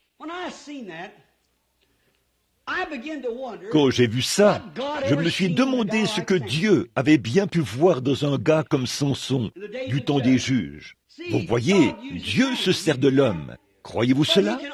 Mais il ne peut se servir de l'homme que quand il peut trouver l'homme, quand il peut trouver quelqu'un qu'il peut utiliser. Il y a une période du temps des juges où il ne pouvait pas trouver un homme. La seule chose qu'il pouvait faire, c'était d'en susciter un qui se mettrait à suivre un certain chemin. Puis, il en susciterait un autre et il se mettrait à suivre un certain chemin. Il n'avait aucun homme en qui il pouvait mettre une confiance absolue. Et je me suis demandé qu'est-ce qu'il avait vu en ce Samson. Samson était comme beaucoup de nos conducteurs aujourd'hui, un homme à femme. Il courait après les femmes, par-ci, par-là. Comme beaucoup de nos conducteurs aujourd'hui, comme beaucoup de nos faiseurs de compromis sur la parole, qui permettent aux femmes de les conduire, qui font d'elles des prédicateurs et des choses comme ça. Oh, miséricorde! Je demande simplement à n'importe quel homme de présenter un passage de l'Écriture qui soutienne qu'une femme soit prédicateur. Je peux vous prouver que dans l'Ancien Testament, comme Paul l'a dit, selon que le dit la loi. Je regardais dans la chronologie de l'Ancien Testament hier, et j'ai trouvé là-dedans où il est mentionné qu'ils avaient là un agent de police spécial.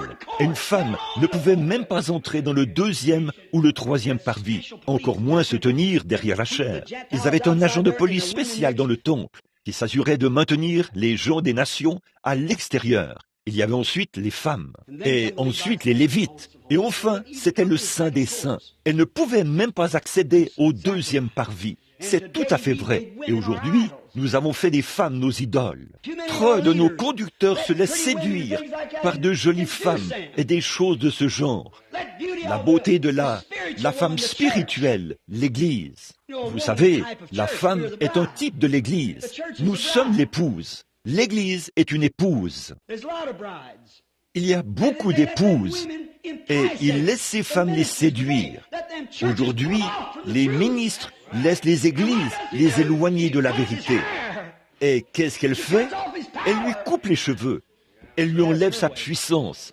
Elle fait ce qu'elle veut. Ce n'est pas contre mes sœurs. Si Dieu avait pu donner à un homme quelque chose de mieux qu'une épouse, il le lui aurait donné. Mais ce ne sont pas toutes les femmes qui sont des épouses. Ce ne sont pas toutes les femmes qui le sont. Ce ne sont pas toutes les femmes qui sont des mères. Toutes celles qui ont des enfants ne sont pas forcément des mères. J'en ai vu qui avaient plus de respect pour un chien. Elles prenaient leurs enfants et les plaçaient dans la rue. Et s'étendaient là. Des gens qui sortent avec ces espèces de petits vêtements et tout, vêtus de façon indécente. J'ai vu des hommes descendre la rue hier. J'allais en ville pour faire quelque chose et j'ai vu un homme après l'autre marcher dans la rue en compagnie de sa jolie jeune femme, vêtue de petits vêtements. C'était horrible à voir. Ce n'est pas un homme, ça. C'est une poule mouillée. Toute personne qui laisse sa femme s'habiller comme ça n'est pas un vrai homme. Oh, il peut très bien avoir des muscles. C'est juste une brute. C'est un animal. Ce qui fait l'homme, c'est le caractère. Jésus, le plus grand homme qui ait jamais vécu, n'était qu'un tout petit homme. Son aspect n'avait rien pour nous plaire. Mais jamais un caractère comme celui de Jésus-Christ n'a paru sur la terre. J'ai vu des hommes qui pesaient 114 kilos et qui n'avaient rien d'un vrai homme. Lorsqu'il s'agit, ne sera jamais aussi fort qu'un cheval. Parfois, ils n'ont pas autant de jugeote qu'un cheval. Alors, l'intelligence qu'un cheval possède. Un cheval saurait ce qu'il en est. Eh bien, c'est la vérité. Bon, là, quand un cheval mâle essaye d'abuser d'une femelle. Et voyez ce qui va se passer. Le cheval a plus de bon sens. Voyez, et l'homme n'a pas autant de bon sens que le cheval, dans beaucoup d'aspects de la vie. Et nous appelons une brave truie, nous l'appelons une truie, et une brave chienne, une coureuse. Et beaucoup de ces femmes au joli visage là-dehors sont 10 millions de fois plus viles aux yeux de Dieu qu'une brave chienne ou une truie. Tout à fait. C'est assez direct. C'est pour ça que les gens n'aiment pas cela. C'est quand Jésus leur a dit la vérité qu'ils se sont éloignés de lui. Mais l'heure vient, et elle est déjà venue, où le Père veut quelque chose qu'il adore en esprit, qui marche selon l'esprit, qui vit selon l'esprit, et qui dit la vérité. La vérité, ou bien elle libère, ou bien elle lie. Toujours. Si vous êtes lié, alors vous n'êtes pas libre. Si vous êtes libre, vous ne vivrez pas de cette manière. Vous dites, eh bien, j'ai le Saint-Esprit, et vous continuez de vivre comme vous le faites, il vous est arrivé quelque chose. Vous n'avez jamais reçu ce Saint-Esprit qui est venu le jour de la Pentecôte. Cela vous aurait changé. Je ne crois pas au parler en langue. Je ne crois pas à la guérison divine. Je ne crois pas à ces choses. Alors, vous n'avez jamais reçu le Saint-Esprit qui est descendu à la Pentecôte. Certainement pas. Comment avez-vous été baptisé? J'ai été baptisé. Comment? Au nom du Père, du Fils et du Saint-Esprit? Ce n'est pas étonnant que vous agissiez comme vous le faites. Voyez, Paul a dit, avez-vous reçu le Saint-Esprit après avoir cru? Ils ont dit, nous avons déjà cru. Nous sommes baptistes. Acte 19. Voyez si ce n'est pas vrai. Nous sommes baptistes. Nous avons été baptisés par Jean. Il a dit, le même homme qui a baptisé Jésus, il a dit, cela ne marchera pas. Il a dit, il faut que vous veniez vous faire rebaptiser. Si jamais vous voulez recevoir le Saint-Esprit, il se peut que vous receviez quelque chose qui y ressemble, quelque chose qui agit un peu comme lui. Mais ce n'est pas la vraie chose. Parce que vous devez venir vous faire baptiser au nom de Jésus-Christ. Et une fois qu'ils l'ont fait, il leur a imposé les mains. Et ensuite, le Saint-Esprit est venu sur eux. Ils pensaient qu'ils l'avaient. Et je veux préciser, ce frère qui était ici, à l'église, ou peu importe où c'était, qui a dit que le texte grec original ne dit pas « vous recevez le Saint-Esprit quand vous croyez ». Il a dit que c'est ce que dit le texte grec. Je veux que vous sachiez que c'est faux. C'est une erreur. Ni même le grec, ni l'hébreu, ni même l'araméen. Cela dit, avez-vous reçu le Saint-Esprit après avoir cru? Pas quand vous croyez. Alors celui qui a dit cela, vous ne savez vraiment pas de quoi vous parlez, frère. Voyez? Non, monsieur.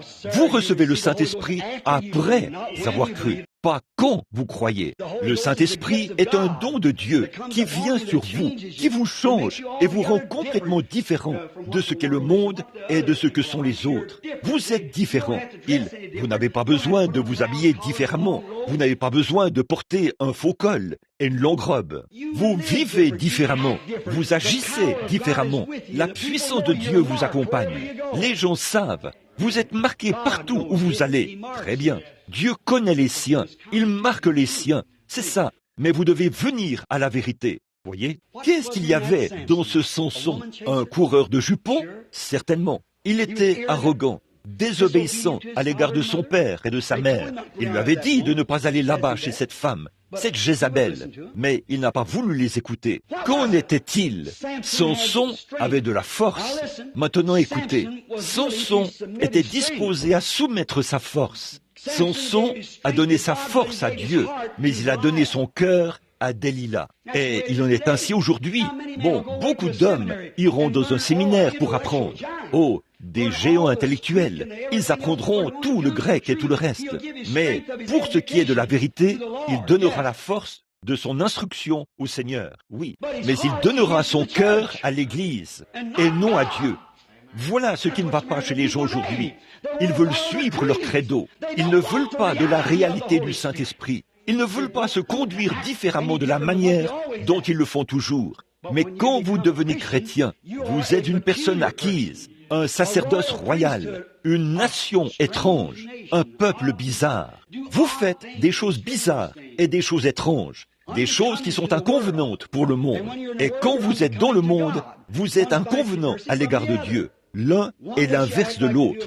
L'un vous fait agir comme on le fait au ciel. L'autre vous fait agir comme on le fait sur la terre. Et les gens veulent agir comme on le fait sur la terre, puis continuer ainsi et dire qu'ils vont au ciel. Mais quelle déception ce sera. Jésus a dit, beaucoup viendront à moi en ce jour-là. Ils seront des dizaines de millions de personnes à se tenir là et à dire, j'ai fait partie de ceci et j'ai fait ceci. Il a dit, retirez-vous de moi, vous tous, ouvriers d'iniquité, vous servez des credos. Si vous étiez conduits par l'Esprit, tous les fils et les filles de Dieu sont conduits par l'Esprit de Dieu. Ils agissent par l'Esprit. Ils sont bizarres, étranges. Ils s'en tiennent strictement et chacun de leurs actes est conforme à la Bible. Ils s'en tiennent, toute leur doctrine est tout à fait conforme à la Bible. Ils ne dévient pas d'un iota. Là où la Bible dit quelque chose, ils marchent exactement sur cette voie. S'ils s'arrêtent un instant, c'est qu'ils essaient d'étudier pour voir quelle direction prendre.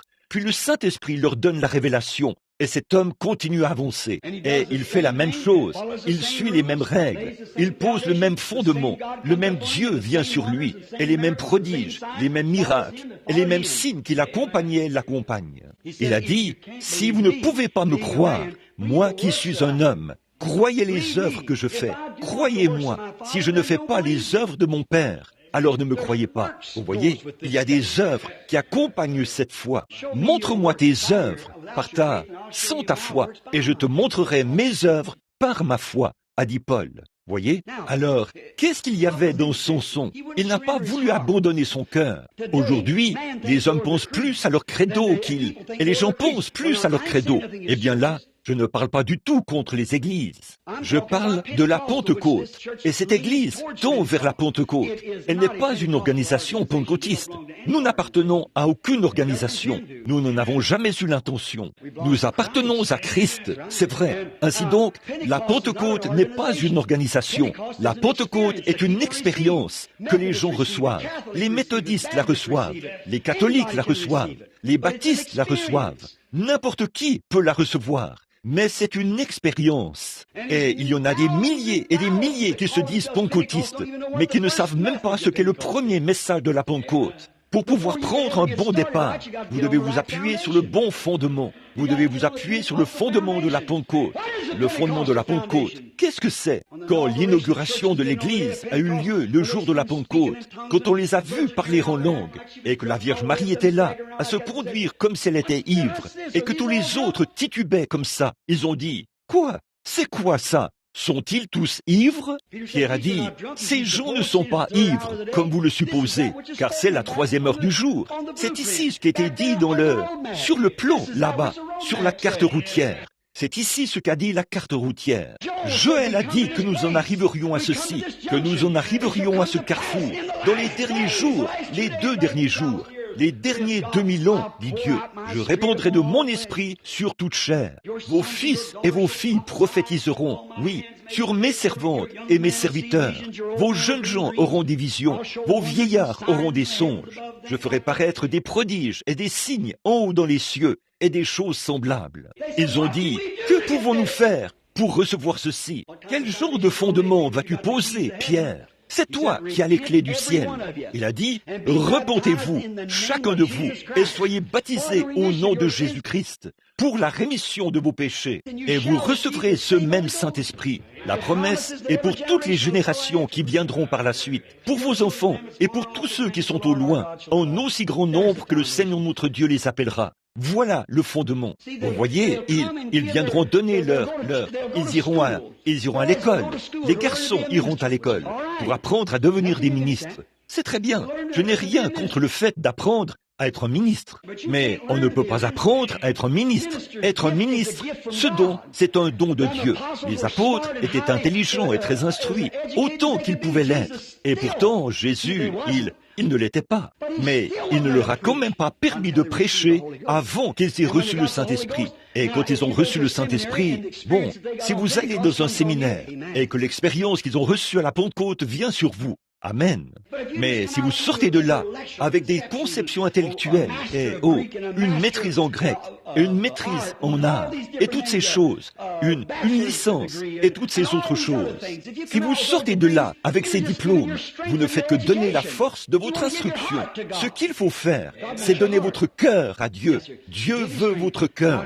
Oui, monsieur, il a donné sa force, pas son cœur. Oui, monsieur. Dieu ne peut utiliser que ce que nous lui donnons. Maintenant, beaucoup d'entre vous diront, le dimanche matin, je vais donner 15 minutes. Si votre prédication va au-delà de cette durée, je vais devoir me lever et rentrer chez moi. Eh bien, vous avez 15 minutes le dimanche matin. Voilà ce que vous donnez à Dieu. Certains d'entre eux ont dit, je peux peut-être endurer une demi-heure. Je ne sais pas comment j'y arriverai. Eh bien, vous voyez, c'est ça que vous obtenez. 15 minutes, une demi-heure. Voyez, que pouvez-vous donner? Dieu prendra ce que vous donnerez, mais Dieu vous veut entièrement. Il veut chaque parcelle de vous. Il veut tout. Il veut tout ce que vous êtes. Il veut votre vie. Il veut votre témoignage. Il veut chaque minute de votre vie. Il veut que vous viviez correctement, que vous vous conduisiez correctement, que vous parliez correctement, que vous agissiez correctement. Il veut que tout lui soit parfaitement abandonné, afin qu'il puisse vous conduire et vous guider et vous placer là où il veut que vous alliez, conduit par l'Esprit. Mais aujourd'hui, les gens disent, un instant là, si mon pasteur prêche plus de 20 minutes. J'ai entendu ça très souvent. J'ai vu de bons pasteurs être chassés des églises, parce que le conseil des diacres a dit, bon, écoutez, révérend, nous vous avons engagé pour que vous veniez ici. Nous ne vous avons jamais engagé pour que vous veniez crier après nous toute la matinée. Nous voulons que nous avons fixé le temps à 20 minutes. Lorsque la cloche sonne, vous feriez mieux de terminer. Vous savez, j'aimerais avoir affaire à une église comme celle-là, à un moment donné. J'aimerais avoir le privilège de leur dire ce que je pense d'eux et ce que la parole dit à leur sujet. Oui, voyons, si ça prend toute la journée, continuez simplement à prêcher. Oui, Dieu veut un abandon complet. Croyez-vous cela? Dieu veut un abandon. Comment Dieu peut-il vous montrer des réalités avant que vous vous abandonniez à lui? Vous devez vous abandonner. Écoutez, quand vous abandonnez tout, vous chantez ce cantique. J'abandonne tout. Qu'en est-il des cigarettes? Qu'en est-il de ces tenues vestimentaires? Qu'en est-il de ce tempérament colérique? Qu'en est-il des autres choses qui vont de pair avec ça? Qu'en est-il de ce petit caractère que vous avez? Qu'en est-il de cette petite idée indiscrète? Qu'en est-il de ces réprimandes à l'égard de quiconque baptise au nom de Jésus, alors qu'il n'y a aucun endroit dans la Bible où qui que ce soit ait été baptisé autrement? Je défie n'importe qui de me montrer où qui que ce soit, à quelque moment que ce soit, en dehors de l'Église catholique, qui a commencé cela 300 ans après la mort du dernier apôtre, de montrer où qui que ce soit ait jamais utilisé le nom Père, Fils et Saint-Esprit pour baptiser. Venez me montrer cela dans l'Écriture ou dans l'Histoire. C'est un credo catholique. Ça ne vient pas des protestants. Or, je peux vous montrer dans la Bible où la Bible prédit qu'ils utiliseraient son nom jusqu'à ce moment-là et qu'ils se donneraient un faux nom disant qu'ils sont vivants alors qu'ils sont morts. Je peux vous le montrer par l'Écriture. La Bible a dit qu'il le ferait. Voici que cela leur est présenté en face. Pourquoi les gens refusent-ils d'accepter cela? C'est exactement comme il en a été du temps de Jésus. Ils ne veulent pas de réalité. Ils veulent un credo. Ils veulent quelque chose pour aller dire « Je fais partie de cet endroit-ci. Je fais partie de cette assemblée-ci. Je fais partie. » Quoi? Ce qu'il faut, c'est de faire partie du ciel. C'est à cela que vous devriez vous affectionner, aux choses d'en haut. Jésus a dit, affectionnez-vous aux choses d'en haut et non aux choses de la terre. Elles failliront. Restez avec Dieu. Tenez-vous-en aux réalités. Dieu est un Dieu de réalité. Il l'a toujours été, dans tous les âges. Chaque fois que l'homme a marché avec Dieu, Dieu est devenu une réalité qui accomplit des signes, des prodiges et des miracles avec son peuple. C'est dans le dessein de Dieu d'agir ainsi. Abandonner tout. Il n'y a pas longtemps, ici même à Louisville, dans le Kentucky, il y avait des gens d'une très gentille famille. Ils avaient un bébé malade. Ils avaient appelé pour demander qu'on prie pour le bébé. Le médecin est sorti de l'hôpital. Qu'en est-il du bébé? Il a dit, ce bébé se meurt. On ne peut rien faire d'autre pour lui. Il a dit, il a la leucémie. Il a dit, le bébé va forcément mourir. Je me suis dit, oh Dieu, ça, tu ne l'as pas encore dit. Tu n'as jamais attesté cela. Je suis allé parler aux parents. Et les parents étaient là, à pleurer et à sangloter. Leur bébé était parti. Pour autant qu'ils le sachent. Mais qu'est-ce qu'ils ont fait? Le médecin avait raison. Tout ce qui pouvait se faire à sa connaissance, il l'avait fait. La leucémie tue, et rien ne peut l'arrêter. Il a dit, Le bébé va mourir. Le vieux grand-père de ce bébé, vous connaissez tous ce cas. Et le vieux grand-père de ce bébé est venu. Lorsqu'il m'avait entendu parler du baptême du Saint-Esprit, il avait dit, « Je me souviens qu'autrefois, il y a bien des années, un vieux prédicateur a dit qu'il viendrait un temps où les gens recevraient de nouveau le Saint-Esprit et que des miracles et des prodiges s'accompliraient. » Il s'est retiré dans une petite pièce tout seul. Il ne voulait plus rester près de son fils ou de sa belle-fille. Il est resté là, à pleurer et à prier. Quand le vieil homme est sorti de là, la sueur coulait sur son front chauve. Ses yeux brillaient. Il a dit, « Ce bébé vivra. » On a dit, « Quoi ?»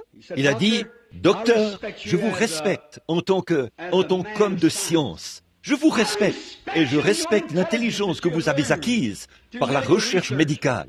Mais, a-t-il dit, j'ai prié et j'ai prié et j'ai prié au point que j'ai abandonné tout ce que j'avais à abandonner. Et le Saint-Esprit a dit, le bébé vivra. Et il a vécu. Pourquoi ? Il avait abandonné tout ce qu'il avait. Dieu s'est emparé de lui et a pu lui parler. Une fois qu'il était prêt à tout abandonner, c'est ce qui nous manque. Vous ne voulez pas abandonner vos habitudes. Vous ne voulez pas abandonner vos associations. Vous ne voulez pas abandonner le petit clan auquel vous appartenez. Vous ne voulez pas abandonner de votre temps. Vous devez faire ceci, cela, autre chose, au lieu de prier. Vous ne voulez pas abandonner des choses à Dieu. Dieu veut que vous vous abandonniez. En terminant, je veux dire ceci. J'ai encore beaucoup d'autres choses ici que j'aimerais dire, mais je n'en ai pas le temps. Dieu veut un abandon complet. Une fois que vous aurez tout abandonné, alors vous verrez que ce dont je parle est la vérité. Vous dites, on va me mettre à la porte de mon église. On ne va pas me permettre de prêcher. Qu'est-ce que ça peut bien faire ? C'est une organisation scientifique. Ce dont nous parlons, c'est de marcher selon l'Esprit. Dieu est une réalité. Et si Moïse avait dit, « Attends un peu, j'ai été instruit en Égypte et on m'a appris la maîtrise de toutes ces choses, les magiciens, et ainsi de suite. Je peux enseigner des stratagèmes à ces Égyptiens. Je peux leur enseigner la psychologie. Je peux leur enseigner les principes de beaucoup de choses. Je suis un maître en la matière. » Mais il a dû oublier tout ce qu'il avait appris jusque-là. Et Dieu a arraché tout cela de lui. Il lui a fallu 40 ans pour le faire. Mais lorsqu'il a rencontré Dieu face à face, il a su qu'un Dieu vivant existait. Il l'a vu dans le buisson ardent et il lui a parlé. Il est allé là-bas, il a fait le travail tout seul. Il n'avait pas besoin d'avoir une armée. Il y est allé, juste lui et Dieu. Il a suivi la carte routière. Il avait la puissance de Dieu. Il avait la promesse de Dieu. Il avait l'Esprit de Dieu. Il n'avait plus besoin de son éthique à lui ou de son instruction. Quand Jésus était ici sur terre, il a dû chercher de nouveau pour trouver un homme. Il est allé vers les gens de la haute société, les gens instruits et les intellectuels. A-t-il pu trouver quelqu'un? Non, monsieur. Ils l'ont appelé Belzébul, le diable. Il n'a pas pu en trouver un seul qui le suivrait. Qu'est-ce qu'il a fait? Il a dû prendre le meilleur qu'il pouvait trouver. N'est-ce pas lamentable? J'ai souvent pensé, écoutez, nous terminons, Église, écoutez ces remarques. J'ai souvent pensé pourquoi? Combien nous nous sommes privés, combien nous avons privé Dieu de son plan, en ne lui abandonnons pas complètement notre vie, en ne lui abandonnons pas tout ce que nous avons. Combien nous avons refusé son programme. Combien nous avons traîné et l'avons fait attendre et attendre et attendre, alors qu'il essayait de trouver quelqu'un à travers qui il puisse agir. Il essayait de trouver quelque part un homme en qui il pourrait mettre sa confiance. Un homme qui abandonnerait tout. Venez vers Dieu d'une manière sensée et raisonnable. Dites, Père, me voici, peu m'importe, je suivrai l'Écriture, le plan, peu m'importe ce que n'importe qui d'autre peut dire, je m'en tiendrai à cela. Et soyez vraiment sincères. Peu m'importe ce qu'il m'en coûtera, Seigneur. Je ne suis rien au départ, mais je veux que tu me conduises et que le Saint-Esprit qui a écrit cette Bible et qui a fait ces promesses confirme cela à travers ma vie. Je sens que tu me conduis dans cette direction. Me voici, envoie-moi, a dit Ésaïe dans le temple, quand il avait vu ces chérubins qui avaient des ailes dont ils se couvraient la face, des ailes dont ils se couvraient les pieds et des ailes dont ils se servaient pour voler. Et il a pris une pierre ardente et a purifié sa bouche. Et là, l'Esprit de Dieu est venu sur lui. pourquoi pas nous? Dieu n'arrive pas à trouver un homme comme ça. Quand il a cherché ses disciples, il est venu chez les siens ne l'ont point reçu. Il n'a pu trouver personne. Ils attendaient cela. Aujourd'hui, le monde attend la guérison divine. Mais peu m'importe combien de guérisons divines vous ferez, ils ne vous croiront toujours pas. Eh bien, juste après qu'ils ont rejeté Jésus, quand les 70 sont partis, il s'est même tourné vers ses disciples. Il a dit: voulez-vous aussi vous en aller? Ils ont dit: où irions-nous? Pierre, il a dit: tu as les paroles de la vie éternelle. Voyez? Puis il est parti, et il y avait un homme qui n'avait même pas de globe oculaire dans ses orbites. Il a fait de l'argile, et il en a couvert ses yeux. Il lui a dit: va te laver dans le réservoir de Siloé. Et quand il l'a fait, il est revenu en voyant. Est-ce que cela les a changés? Sa popularité a-t-elle augmenté? Non, elle a diminué. Pourquoi? Il est resté sur le chemin. Il s'en est tenu à la carte routière. C'est pareil aujourd'hui. Ils voient des signes, des prodiges, des miracles, et tout s'accomplir. Et ils disent: ah, ça, il n'y a rien de vrai là-dedans. Ce serait arrivé de toute façon. Voyez, ils ont ressuscité Lazare de la tombe. On pourrait penser que cela aurait secoué toute la nation. La Bible a dit qu'il ferait cela. C'était là les signes qui devaient l'accompagner. Quand il s'est tenu là, devant la Samaritaine, il a dit: tu as 5 maris. Cela aurait dû secouer le monde entier. Et il se tient aujourd'hui dans son peuple. Et vous le voyez, fois après fois, accomplir la même chose. Et ils disent: ah, oui, eh bien, je suppose que c'était très bien. Vous voyez, simplement indifférent, aucun abandon. Oh, ils vont donner un peu de temps, ils vont à l'église de temps en temps, et quelque chose comme ça. Mais quand il s'agit de s'abandonner, non, ils ne le feront pas. Ils ne s'abandonneront pas. Ils n'en veulent pas. Quand Jésus a appelé ses disciples, qu'a-t-il dû faire? Prendre des gens très illettrés, des hommes, des gens qui ne savaient même pas signer leur nom. Pierre, Jean, dit la Bible, ils étaient des hommes du peuple sans instruction. Ce sont eux qu'il a dû prendre. Mais si les intellectuels ne voulaient pas, ils ne voulaient pas l'écouter à l'époque, ils ne l'écouteront pas maintenant. Ils suivent leur propre voie. Ils sont sur leur propre chemin. Et ils suivent ce chemin parce que c'est ce qui leur a été enseigné. Parce que leurs pasteurs, leurs évêques et leurs cardinaux et les papes et quoi encore les ont dirigés sur ce chemin. Mais le Saint-Esprit vous ramènera à la Pentecôte chaque fois. Ils l'ont fait dans l'Écriture. Pour tout le monde. Et ce sera le cas aujourd'hui, pour tout le monde. Il vous ramènera à cette réalité. Il vous ramènera à un baptême de puissance de l'Esprit qui vous conduira et qui ne retranchera jamais une seule parole de la Bible. Il s'en tiendra strictement à la Bible. Là où elle dit ceci, il s'en tiendra à ça, d'un bout à l'autre. Le Saint-Esprit le fera. Il produit une réalité. Qu'est-ce qu'il a fait? Il a dû aller chercher ces pêcheurs ignorants qui n'avaient même pas de vêtements, seulement quelque chose enroulé autour d'eux, des tabliers à poissons et tout, pas de vêtements, tellement ignorants qu'ils ne savaient pas signer leur nom, sans instruction, illettrés. Mais il a trouvé quelqu'un. Il fallait qu'il trouve quelqu'un. Mais il a trouvé des hommes qui étaient dans ce genre de conditions-là, qui étaient prêts à s'abandonner, qui étaient disposés à le faire. Il n'avait rien d'autre à quoi rester attaché. Il n'avait pas d'église, pas de dénomination, ni rien. Ils étaient simplement des pêcheurs ignorants, des gardiens de moutons. Ils ne savaient pas écrire, ils ne savaient pas lire, ni rien. Mais ils n'avaient rien à perdre. Il est allé vers eux et ils se sont abandonnés. Ils ont dit: ce que tu dis, Seigneur, nous le ferons, nous te suivrons. Mais quand ils se sont complètement abandonnés et qu'ils se sont consacrés à Dieu, Dieu leur a donné une réalité pentecôtiste. Il les a conduits là, à la Pentecôte, et il leur a donné le Saint-Esprit.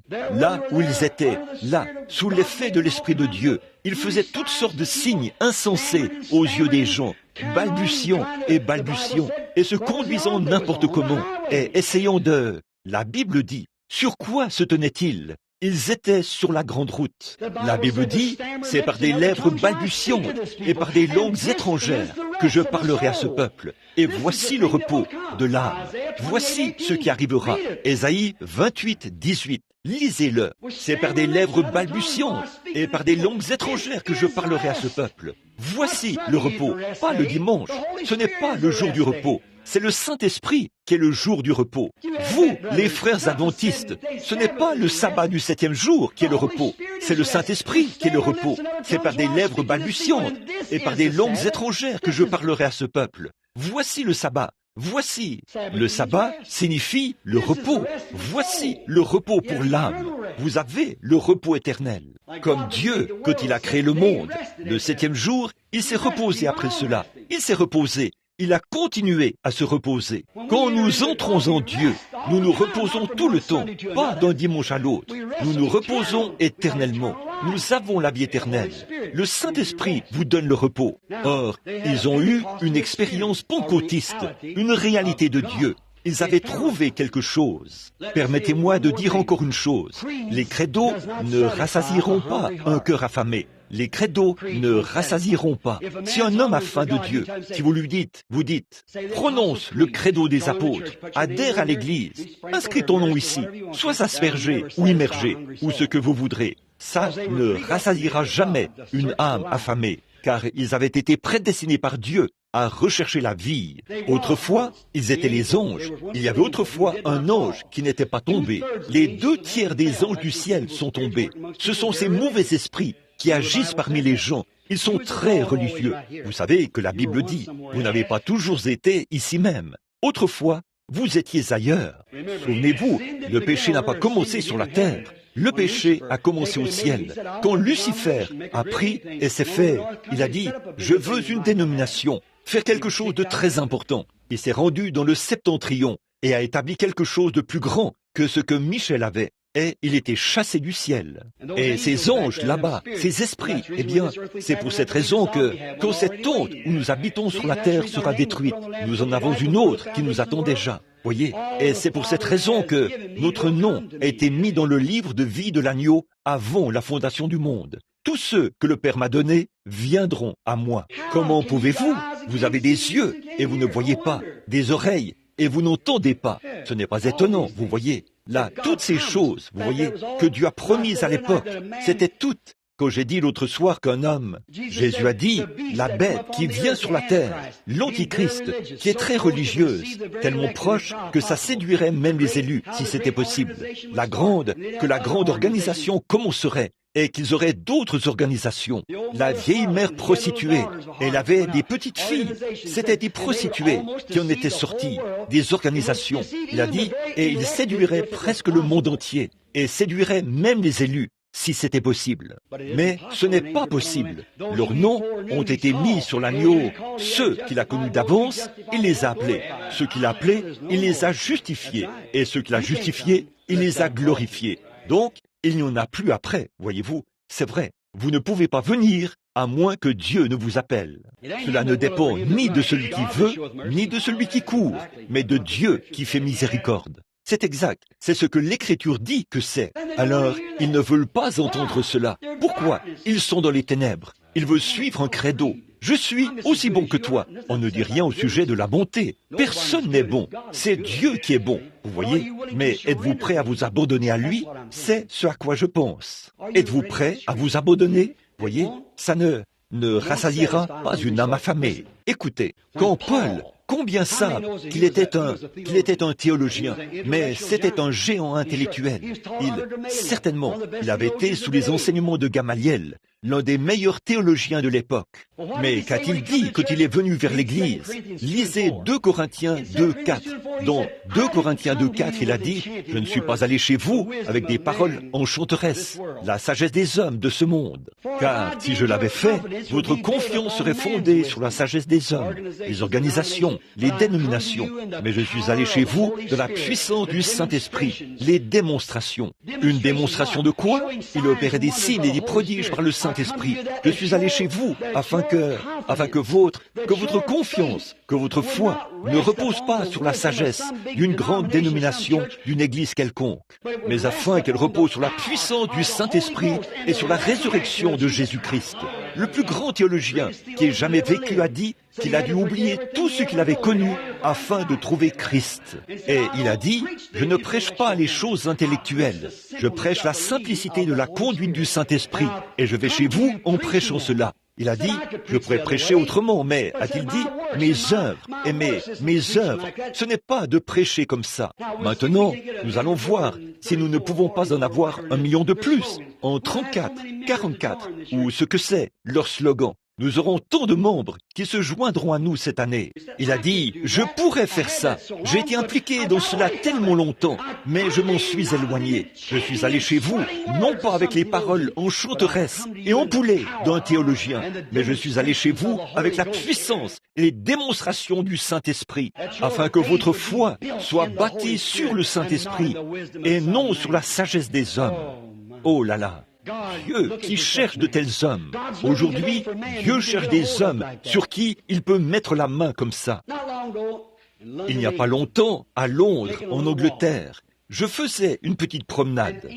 Et l'Angleterre, les îles britanniques, elles sont tellement peuplées. En Angleterre, on ne peut pratiquement pas trouver d'endroit, à peine, où il n'y a pas une maison. Ils cultivent l'heure, comme en Allemagne, et ainsi de suite là-bas. Ce sont de vieux pays, et le sol s'est appauvri. Et ils ont un petit jardin. En Allemagne, et dans des endroits comme ça, on ne trouve pas, dans la cour de derrière, une belle pelouse tondue et beaucoup d'arbres. On y trouve des tomates, des haricots, des pommes de terre, quelque chose à manger. Il le faut. Et le terrain est tellement occupé que le petit soldat anglais qui me faisait visiter, nous sommes montés au sommet de la colline, frère Baxter et moi et ce garçon-là. Nous sommes arrivés à un endroit qui était magnifique. Il y avait des arbres et de l'herbe verte et tout. Je me suis dit, quel endroit magnifique. J'ai dit à cet Anglais, j'ai dit, monsieur, j'aimerais vous poser une question. Je vois que votre île ici est tellement peuplée. Pourquoi ce grand espace ici, de plusieurs acres, un endroit magnifique, avec des arbres, une vallée et tout, comme ça? Pourquoi délaisseriez-vous cela et que personne ne construirait une maison ici?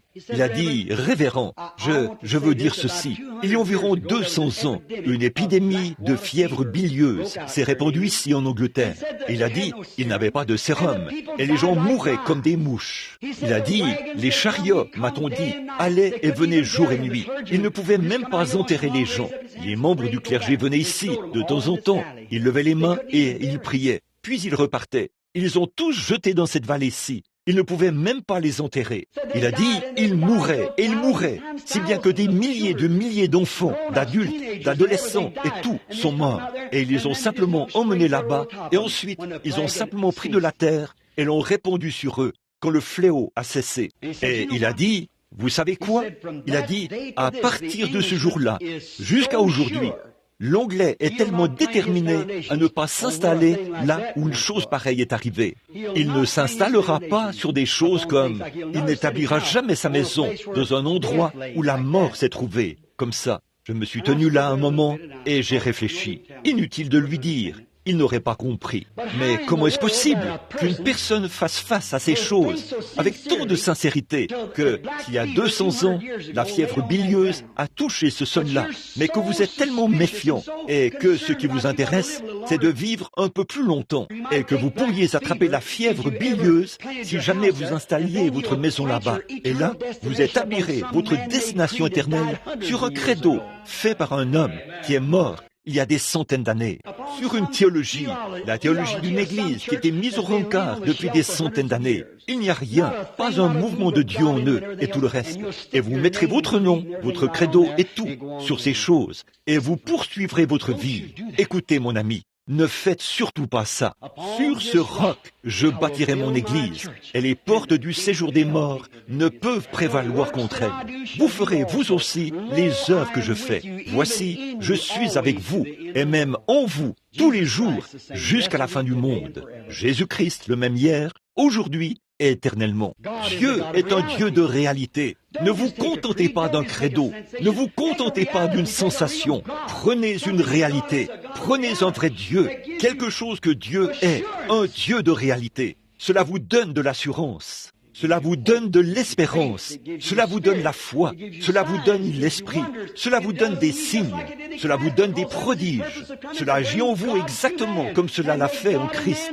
En effet, c'était son but en venant, amener Dieu à l'homme et faire que Dieu et l'homme soient un. Mais nous avons pris des dénominations et nous l'avons chassé. Nous avons pris des credos et nous l'avons chassé. Et maintenant, nous sommes sur les voies de contournement ici. Mais il y a une véritable et authentique grande route et un chemin sur la grande route. Maintenant, à vous, les frères nazaréens, j'aimerais dire ceci. Vous dites, la grande route bénie. Mais ce n'était pas la grande route, si vous remarquez. Il a dit, il y a une grande route est une conjonction, est un chemin, et le chemin est sur la grande route. Ce ne sont pas tous ceux qui sont sur la grande route qui roulent, mais ce sont tous ceux qui sont sur le chemin qui roulent. Voyez, il y a une grande route et lisez Ésaïe 35. Il y a une grande route et un chemin. Voyez, la grande route a un centre, c'est le milieu de la route. Et au milieu de la route, c'est là. Et alors, quand la pluie arrive, elle s'évacue sur le côté, entraînant avec elle les saletés. Maintenant, si vous regardez bien, quand un homme est converti, il a les yeux fixés directement sur Christ. Maintenant, si vous ne faites pas attention, comme je le prêchais l'autre soir, comme dans Jacob et Ésaü sont nés. Ils sont tous les deux nés d'un père saint et d'une mère sainte, mais ils étaient jumeaux. L'un d'eux, un homme charnel, religieux. Il allait à l'église. Et il était un homme bon, très bon. Jacob était un petit escroc, mais sa pensée était fixée sur une seule chose. Ce droit d'aînesse, c'est tout ce qui comptait pour lui, peu importe comment il devait l'obtenir. En effet, la Bible dit, il a été élu avant la fondation du monde, pour fixer ses regards sur cela. Et aujourd'hui, il y a des gens, peu m'importe combien de popularité ils doivent utiliser, combien ils doivent perdre, ou ce qu'ils doivent faire, ça ne change rien pour eux qu'on les traite de vieux jeux, peu importe ce qu'ils sont. Ils ont les yeux fixés sur Christ, parce qu'ils ont été élus pour la vie éternelle. Et ils s'installent directement là-dessus. Si cela leur coûte tout ce qu'ils ont, si cela leur coûte tout ce qu'ils possèdent, ils s'installent là. L'autre, c'est un homme dénominationnel. Il va à l'église et se sent aussi bien que les autres. Il rentre à la maison. Vous voyez, ça, c'est la vie d'Ésaü. Vous voyez?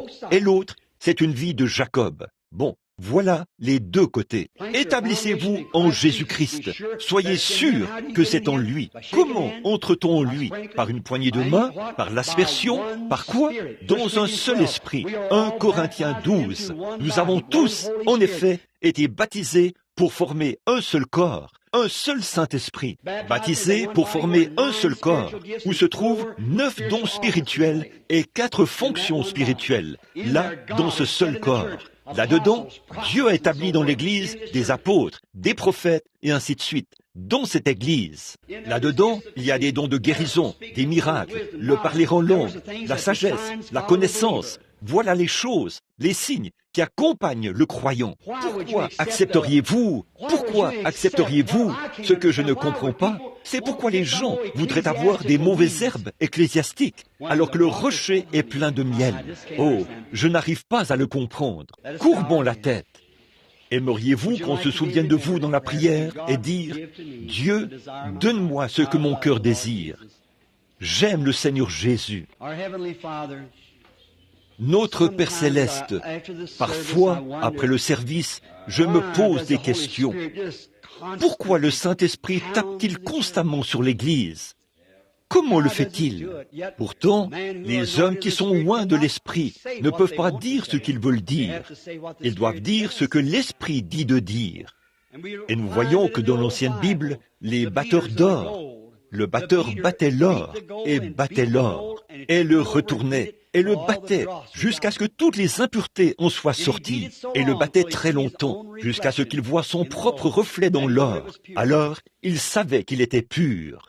De même, le Saint-Esprit bat l'Église, la retourne, la condamne pour ceci, et la condamne pour cela, jusqu'à ce qu'il fasse sortir toutes les impuretés, jusqu'à ce que le vrai reflet de Jésus-Christ se reflète dans son peuple. Qu'ils ont la même vie, les mêmes signes, qu'ils font les mêmes miracles qu'il a fait. Le reflet du Saint-Esprit dans les gens. Ô Dieu, prends mon pauvre cœur, bats-moi, retourne-moi, comme tu le voudras, Seigneur, mais fais que je reflète Jésus. Que je le reflète, ô Seigneur, que tous ceux qui sont ici aujourd'hui, Seigneur, que nous tous te reflétions, ta vie remplie d'amour, ton obéissance au Père. Nous venons de leur dire que tu as perdu de ta popularité quand tu allais guérir les malades. Bien sûr, tu étais extraordinaire. Les gens venaient te voir. Mais qu'est-ce que c'était? Les pains et les poissons. Et quand tu leur as dit la vérité de la parole, ils n'ont pas voulu marcher selon cela. Alors, ta popularité n'a pas cessé de diminuer. Tu as continué à faire des miracles. mais ta popularité a diminué. Tu es un Dieu de réalité. Tu as toujours été comme ça. Tu ne changes pas. Je prie au Père que l'Église et tous les gens ici qui ont levé la main aient une vision de cela aujourd'hui. Fais-leur voir, Seigneur, que ce n'est pas l'homme. Si nous suivons l'homme, alors nous sommes misérables. Mais si nous suivons simplement le Saint-Esprit, il nous conduira vers chaque promesse de la Bible. Que tout s'accomplisse dans la vie des gens qui sont ici aujourd'hui. Je tiens dans ma main des vêtements de petits bébés, des petites vestes, des mouchoirs, des paquets. On nous enseigne dans la Bible qu'on prenait des mouchoirs et des linges qui avaient touché le corps de Saint Paul. Et les esprits impurs sortaient des gens, et les maladies étaient guéries. Aujourd'hui, les gens voient encore le même Dieu. Or, nous savons que nous ne sommes pas Saint Paul, mais tu es toujours Jésus. Et ce n'était pas Saint Paul, c'était la vie de Saint Paul qui était abandonnée à Jésus-Christ. Le Seigneur faisait des miracles extraordinaires. Pas Paul, le Seigneur. Maintenant, Dieu notre Père, nous croyons que nous ne savons rien du tout. Nous sommes souvent critiqués en lavant les pieds, en baptisant au nom de Jésus-Christ, en interdisant aux femmes de prêcher, en croyant à la sécurité éternelle de l'âme. Comme Paul l'a enseigné, il a dit aux Éphésiens, ils ont été prédestinés avant la fondation du monde, à être des fils et des filles de Dieu. Il a dit aux Corinthiens que Dieu a haï Ésaü et a aimé Jacob, avant même qu'ils naissent, avant qu'ils aient eu l'occasion de reconnaître le bien et le mal, par sa prédestination. Il l'a su par sa prescience. Et Père, pourquoi se fâche-t-il à cause de choses comme ça? Le baptême du Saint-Esprit, accompagné de signes et de prodiges, comme tu l'as promis, la Bible disant, tu es le même hier et éternellement. Père, ce n'est pas notre intention d'être différents, mais nous, afin d'être tes serviteurs, nous devons suivre ta parole. Je te prie, Père, de montrer aux gens que ce n'est pas pour être différent, ou pour être égoïste, ou pour essayer d'être quelqu'un que nous ne sommes pas. Nous essayons seulement de nous en tenir à ta parole. Que chacun voie cela, Père. Et alors que j'envoie ces tissus aux malades, puisse chacun d'eux être guéri, Seigneur. Que ton Saint-Esprit voie cette démonstration de foi, et puisse-t-il être guéri. Accorde-le, Seigneur. Bénis Frère Neville, bénis l'Église, nous tous. Bénis l'école du dimanche, les professeurs. Bénis tous les pasteurs ici. Bénis les visiteurs parmi nous. Seigneur, aide-moi. Je dois vite rouler maintenant pour être là-bas, pour essayer de consoler une famille au cœur brisé, à 240 kilomètres ou plus, là-bas dans la campagne. Je n'ai qu'un peu de temps pour y arriver. Sois avec moi, Seigneur, aide-moi, et que dans ce jamais je n'aime parler lors du service d'une personne qui est décédée, à moins de donner à ceux qui se tiennent là une occasion de te recevoir. Ô Dieu, fais que beaucoup de ces pauvres gens du Kentucky s'avancent humblement vers cet autel cet après-midi, dans cette église méthodiste, et qu'ils te donnent leur cœur. Accorde-le, Seigneur. Sois miséricordieux maintenant. Bénis-nous tous, guéris les malades et sauve les perdus. Nous le demandons au nom de Jésus. Amen. Je vais demander à Frère Neville de prendre le service pendant quelques minutes, là, pour continuer. Et je ne sais pas ce qu'il va faire à ce moment-ci. Priez tous pour moi, et je vous verrai plus tard. Que Dieu te bénisse, Frère Neville.